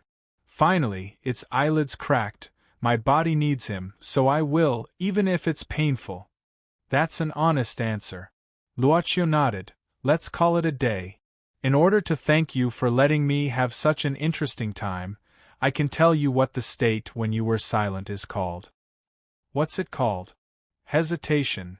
Boss Luo said in a low voice, creatures with thoughts will always hesitate before making a painful decision. Hesitation. Iron Whistle was silent for a long time. Then, it called again in a low voice. But after this call, it couldn't hear the voice beside it anymore. It seemed that the voice had left. Its eyelids started to blink again. Suddenly, there was a glow of thinking in its eyes. Once again, Iron Whistle returned to the cement pipe. It felt that it was not very hungry, so it could still endure. It was said that Xiao Zhang's father had a good job in the human world, a high school teacher. His mother, on the other hand, was a full-time housewife. Of course, even if Xiao Zhang's mother didn't work, Xiao Zhang's father's salary was enough for the family's expenses. And the place where they lived was not bad. Xuefeng knew where Xiao Zhang lived, but he seldom came back. In the past, even if he just passed by, he would leave in a hurry, because he knew that Xiao Zhang's mother didn't like him very much. Now, he was squatting among the branches of a banyan tree, looking at the situation in the apartment through the gaps of the leaves. Xiao Zhang had just returned home. Xuefeng's eyes were full of haze. In the apartment, Xiao Zhang shrunk his shoulders and lowered his head. He was originally short, but now he looked even smaller. The reason why he lowered his head was because of the fat woman standing in front of him, his mother. Xiao Zhang was more afraid of his mother than his father since he was a child, probably because his father was not at home for a long time. "Why did you come back so late? Did you go out to play again?" "No," Xiao Zhang's mother frowned. Suddenly, she approached Xiao Zhang and sniffed. "Why do you smell like mice and cats? Did you play with cheese again? Didn't I tell you many times not to play with those guys who squat in the sewers all day long? That's the lowest level of the monster race. It's not good for you at all. If you have time, go to Lord Long's place more often and show your face. When you grow up, he can take care of you." "Mom, cheese is not useless," Xiao Zhang whispered. "What's the use? He's just a mouse at the lowest level." Mother Jiang said disdainfully, "In the human world, mice are hated by everyone. In the monster world, mice are also the weakest. Moreover, they hide in the sewers all day long. It's disgusting just thinking about it. I heard that Shu family's father died some time ago. If you get close to him, I don't know if it will bring bad luck to our family. I don't care. Anyway, you're not allowed to hang out with those guys anymore. Otherwise, don't come into my house." "Mom, how can you do this?" Xiao Jiang raised his head. Mother Jiang glared at him. "Didn't you hear what I said?" "I heard." Xiao Jiang still didn't have the courage to say anything else. Mother Jiang then sat down. "I'm being strict with you for your own good. Let's not talk about other things. Let's talk about that guy you hung out with before. Xuefeng." "Oh right, Xuefeng. Look, ever since you hung out with him, how bad have your grades been? Let me ask you, have you hung out with this guy recently?" "No." Xiao Jiang shook his head. "I won't hang out with him anymore." It was the first time Mother Jiang saw Xiao Jiang so obedient. She immediately beamed with joy. "That's right. Son, it's great that you made such a decision. You know that too, right? That Xuefeng's background is unknown. He's wild, has no parents, no upbringing, and is naughty by nature. This kind of character will cause trouble sooner or later and implicate you." "Mom, I don't want to talk about Xuefeng." Xiao Jiang shook his head. "I'm a little tired. Can I go back to my room and rest first?" "Go ahead. Wait, take out all your homework and let me see." Xiao Jiang had no choice but to open his school bag and take out all his homework. He suddenly found that one of his homework was missing. "Maybe I left it at school. I'll go back and get it." Xiao Jiang saw his mother's impatient expression and immediately said. He even hurriedly opened the door and left. Xiao Jiang kicked an empty soda can on the street rather irritably, but he didn't kick it into the trash can. He frowned and became even more unhappy. "It's not at school. Where did it fall?" Xiao Jiang couldn't help but frown. He remembered that after school, he rushed to Cheese's place to wait for him after finishing half of his homework. But because Cheese had to take care of his sister-in-law, he had to wait for a while. "Don't tell me you left it somewhere?" Xiao Jiang sighed. He felt that things were not going well these days. He thought that if there was no Xuefeng's matter, things wouldn't have turned out like this. He walked quickly to the open space. "Cheese. Cheese, are you there? Cheese? Did I leave my homework here? Cheese, isn't here?" Xiao Jiang simply walked in by himself. Anyway, he had been here many times. Sure enough, it fell here. Xiao Jiang picked up his homework from inside and couldn't help but shake his head helplessly, sighing for his carelessness.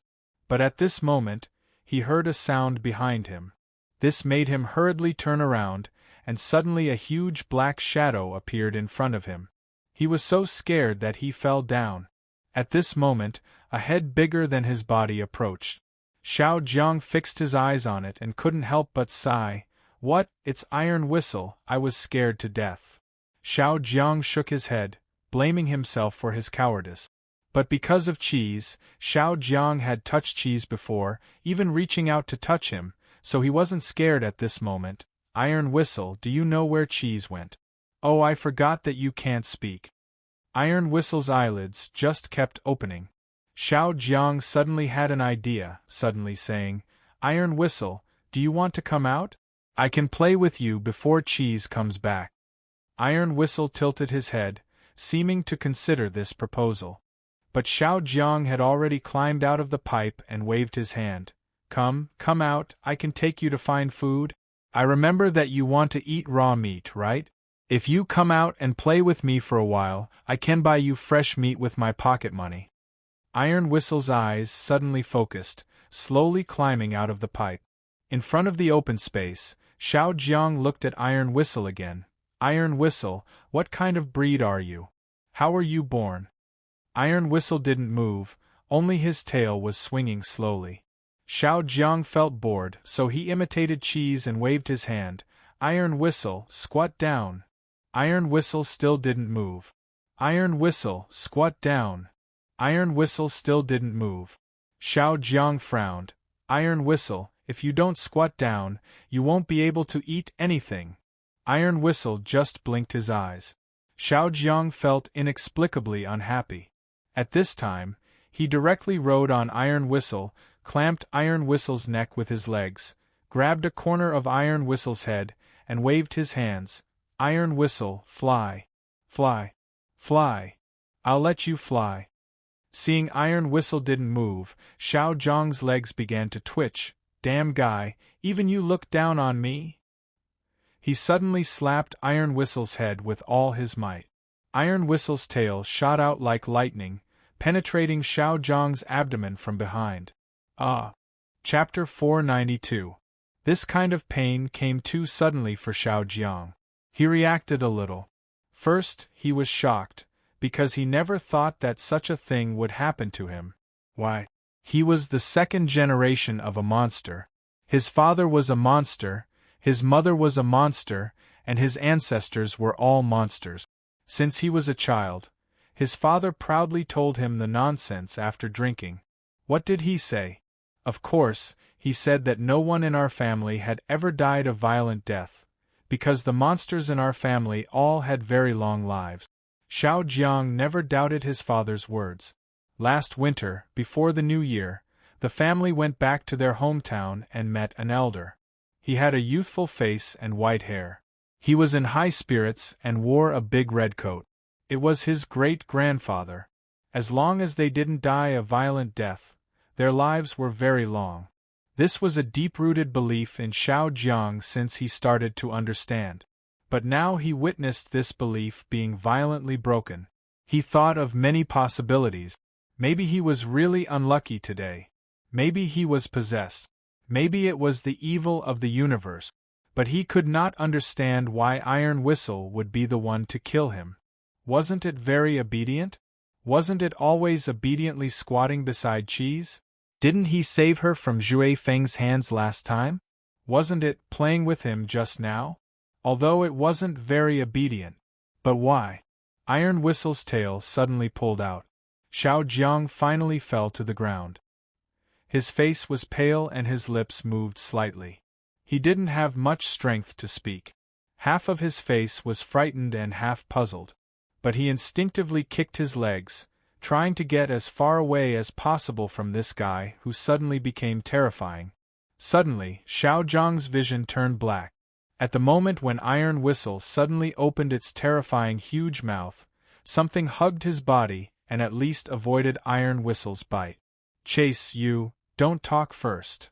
Feeling a pressing force coming from the wound on his abdomen, little Jiang found that it was Windchaser who was pressing on his wound with all his might. This time Iron Whistle wanted to kill him, but this time it was Xuefeng who saved him. Xiao Jiang couldn't say a word. He was so tired that he naturally closed his eyes. He didn't find this sad, but rather ridiculous. Xiao Jiang. Xiao Jiang. Don't sleep. Don't sleep. Xuefeng shook Xiao Jiang's body hard and frowned. He seemed to be more uncomfortable and excited than he had imagined. His hands were stained with Xiao Jiang's blood. He had once considered the possibility that his hands were stained with Xiao Jiang's blood. When Xiao Jiang said those words on the rooftop that day, Xuefeng was extremely angry. Such a thought flashed through his mind. But in the end, he just threw out a can of food that he was hungry to eat. We need to save Xiao Jiang as soon as possible. Xuefeng gathered his strength and directly carried Xiao Jiang. He knew how to get to the pet hospital. All the monsters in the city knew the way there. But Iron Whistle obviously didn't intend to let Xuefeng leave like this, because it began to feel hungry. If it was hungry, it would eat. If it wasn't hungry, it wouldn't eat. If it wanted to eat, it would eat. What was wrong with that? Iron Whistle's speed was faster than Xuefeng. This was probably because its four tails were much stronger than Xuefeng's, and it had more means than Xuefeng. Its tail crawled from the ground very fast. In an instant, it entangled Xuefeng's leg and dragged him to the ground. Xiao Jiang's body rolled down from Xuefeng's hand to the ground. There was blood all along the way, and his breath was barely discernible. If he was not a monster but a human being, this kind of injury would probably be fatal immediately. Windchaser couldn't care less. Most of his fighting experience was learned bit by bit from being beaten up. Although he didn't organize it systematically, some of the effective methods to get out of this predicament were exchanged with genuine physical pain. Monsters that grew up in the wild were least afraid of fighting, especially when it came to dirty tricks. Xuefeng quickly grabbed a handful of sand from the ground, and threw it at Iron Whistle's eyes without thinking. At the same time, his hands turned into wolf claws. He didn't grab but poked. Two sharp claws directly poked at the joint of Iron Whistle's tail and pierced into the soft part of its tail. Iron Whistle felt the pain and instinctively retracted its tail. At the same time, it dodged the sand. Xuefeng got up and quickly thought about whether he should teach this monster a lesson or take away Xiao Jiang first. He didn't understand why he cared about Xiao Jiang's life at this moment. Wouldn't it be better if this guy was dead? You're called Iron Whistle, right? I didn't expect you to. He didn't finish his words. Suddenly, Cheese's voice came. Xuefeng, what are you doing here? Cheese, who had just climbed out of the manhole with food in his arms, saw the scene in front of him. The canned meat in his arms fell to the ground. Cheese suddenly shivered and quickly ran to Xiao Jiang's side. He looked at the horrible bloodstains on his body, closed eyes and pale face. Cheese, be careful. The monster you raised will go crazy. It killed Xiao Jiang. Xuefeng shouted. Cheese was shocked and subconsciously looked at Iron Whistle. Iron Whistle was looking at him motionlessly with an innocent face. Cheese looked at Xuefeng again. He looked at Xuefeng's murderous face, his beastly hands and the bloodstains on his hands and clothes. Xuefeng, the blood on your body, you. I got it when I saved Xiao Jiang. Xuefeng frowned. You don't believe me? Instead, you believe this monster? Iron Whistle is not a monster. Cheese looked gloomy. And you wanted to kill Xiao Jiang last time. Good. Xuefeng suddenly laughed wildly and jumped out of the wall of the open space. Only his voice came back. It's none of my business. Cheese suddenly lost sight of Xuefeng. Only Iron Whistle crawled to his side and lowered his head to rub against him. Cheese subconsciously touched Iron Whistle's head. You saved Xiao Jiang from Xuefeng, right? Hiss. Iron Whistle retracted its tail silently and closed the wound joint. Cheese suddenly quivered.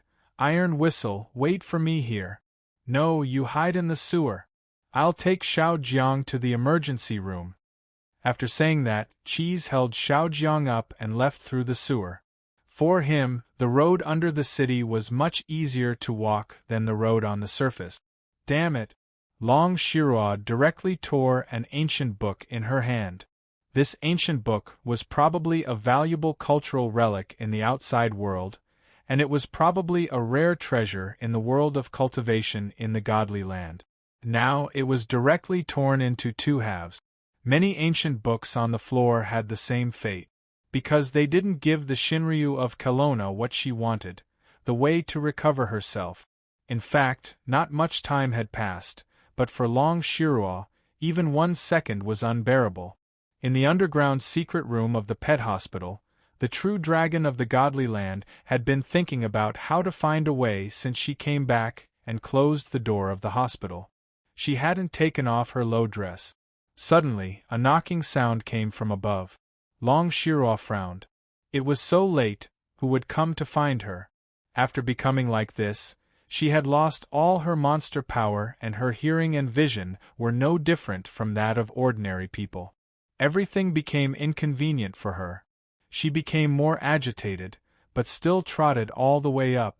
When she reached the back door, she had to stand on tiptoe to barely reach the door. Lord Long, are you there? Lord Long. Lord Long. Are you there? Please save Xiao Jiang, he's dying. Lord Long. Damn it, he chose this time. At the door, looking at the anxious Cheese and Xiao Jiang who was held by Cheese, Long Shirua frowned when she saw the blood on Xiao Jiang's body. Lord Long. Lord Long. Are you really not there? Cheese had to knock on the door again. But after 2 knocks, the door was pushed open by him. Cheese looked happy, saying excitedly, Lord Long, you're still there. The door began to open, but there was no light inside.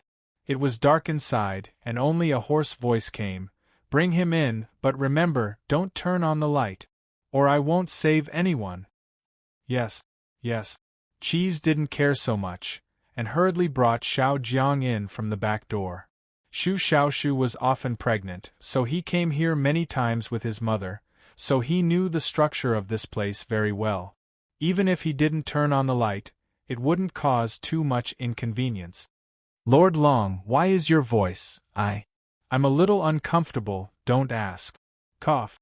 Take Xiao Jiang to the operation room first. Don't be stunned. Let's go.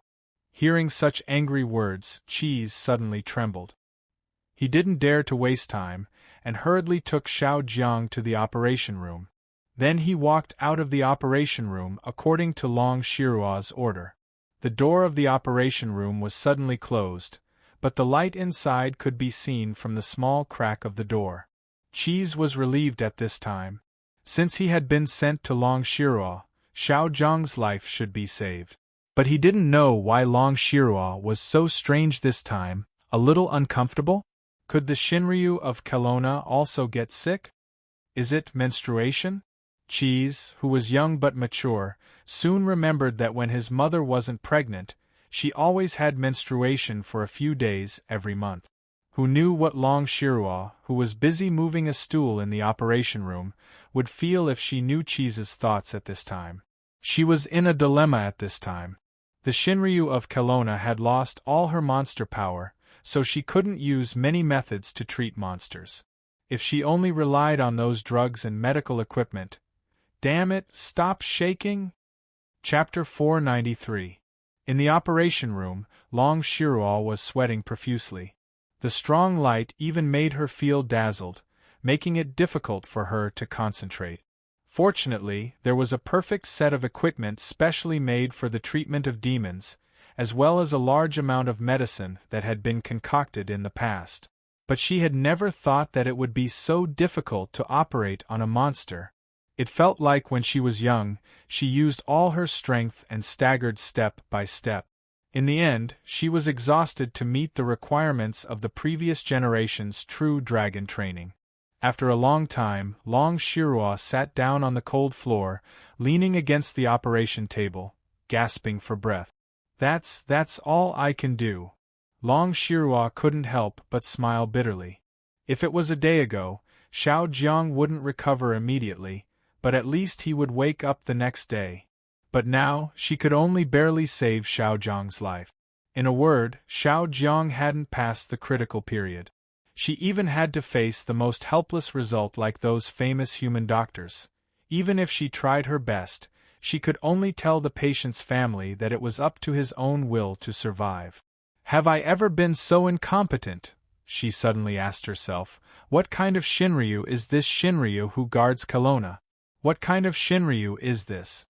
When the light on the door of the operation room went out, Cheese's face couldn't help but tighten. The treatment time was so long that he couldn't believe it.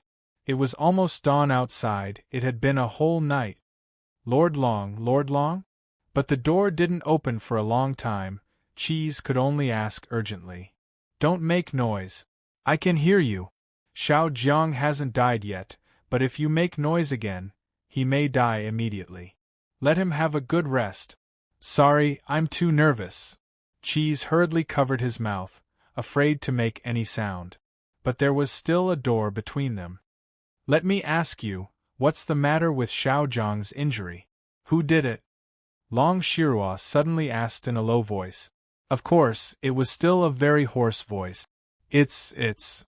Cheese hesitated for a while and finally sighed. It's Xuefeng. Xuefeng? Long Shirua suddenly frowned again. Tell me the whole story, don't hide anything. Listen, you have to explain every single detail clearly.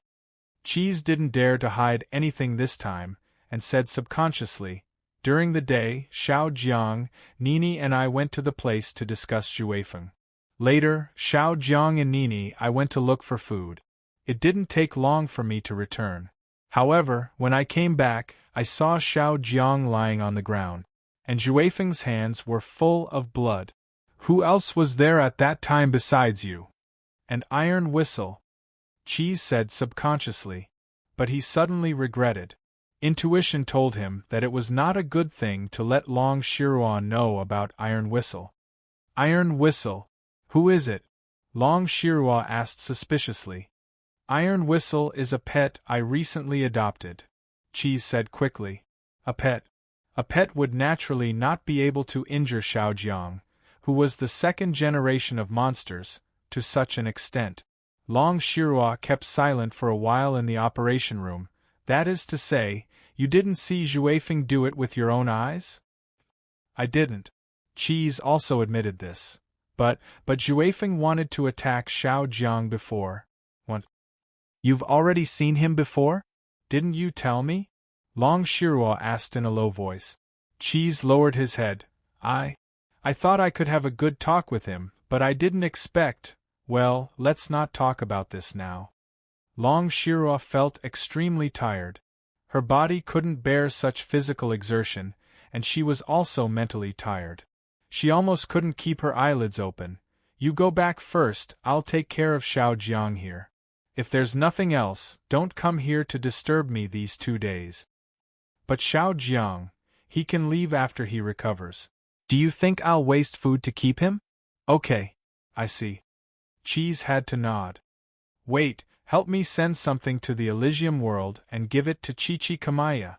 Long Shirua suddenly stopped Cheese and ordered. It was the first time that Cheese came to this place, the Elysium world that only monsters could come to. The gloomy gatekeeper, Ghost Baby, stared at him. If he didn't have Lord Long's letter, he didn't know what this guy who always played with a knife would do to him. Cheese couldn't help shrinking his neck, not daring to look at him anymore. But Chichi Kamaya sat in the office and opened the letter for a while before suddenly asking, Are you Shu Yu's son? Master Turtle, you know my father? No. Chichi Kamaya shook his head, but from his name, Ghost Baby, take him away and treat him well. Don't neglect him. Last time, Suzy Juan came fiercely and asked about Shu Yu's whereabouts. Chichi Kamaya still didn't know the relationship between Suzy Juan and Shu Yu, whether they were friends or foes, but he couldn't go wrong in treating Shu Yu's son well. Ghost Baby did it without hesitation, but soon came back again. Master Turtle, this little thing has been treated well. 2 female rat monsters, I'm sure they'll have a great time. He was still a kid. Chichikamaya looked at Ghost Baby strangely. Is there a problem with his understanding or my way of expressing it? Forget it, that's it. But Chichikamaya was also a lazy species, and he had something to deal with, so he shook his head and said, "This is Lord Long's order, listen to it and then arrange it quickly." "Yes, Master Turtle," Chichikamaya said formally. "You go and issue a wanted order. Let our people hunt down an underage aardwolf monster named Xuefeng. But remember not to leak the news. It must be done secretly and quickly. Don't kill him, just catch him. Also this matter. Don't let Sun Shaoxing know." Understood. Ghost Baby didn't intend to ask why and just did it. Watching Ghost Baby leave, Chichikamaya squinted and then burned the letter in his hand. He turned the chair, slumped, and closed his eyes. What is it that makes Long Shirua not do it herself but ask me to do it? Of course, Chichikamaya didn't really intend to delve into the reason. He was just thinking about what kind of benefits he could get from Long Shirua in the end. Since the princess betrayed us, we and Lord Long have become estranged. It's time to build a good relationship. Chichikamaya heaved a long sigh. I don't want to be a minister. It doesn't take long for me to change a year. It's February 2nd again, the time when the dragon raises its head. What did you feel when Cheese didn't suspect you in the end? In the dim sewer, Iron Whistle heard the voice that could talk to it again, and this time it talked for a long time. It thought about this question and then replied, I felt comfortable. What is this called? This is called a sigh of relief. A sigh of relief. Iron Whistle nodded and suddenly asked, But why do I have such a feeling? The voice was silent for a while, then slowly said, Because you are afraid. Afraid? Iron Whistle's voice was full of doubts and puzzlement. Why would I be afraid? You have to think about it yourself. But usually, fear is because of the fear of losing. I don't understand. Iron Whistle shook its head as usual. Do you regret attacking Xiaojiang? No. Why? I'm hungry. You'll still eat cheese, right? Yes. I feel that if I don't eat it now, it will be the best time to eat it when I can't stand it anymore. The sounds in this place had disappeared. Iron Whistle began to get used to the sound coming and going, so it didn't stay for long. Since I didn't eat Xiaojiang, let's eat something else?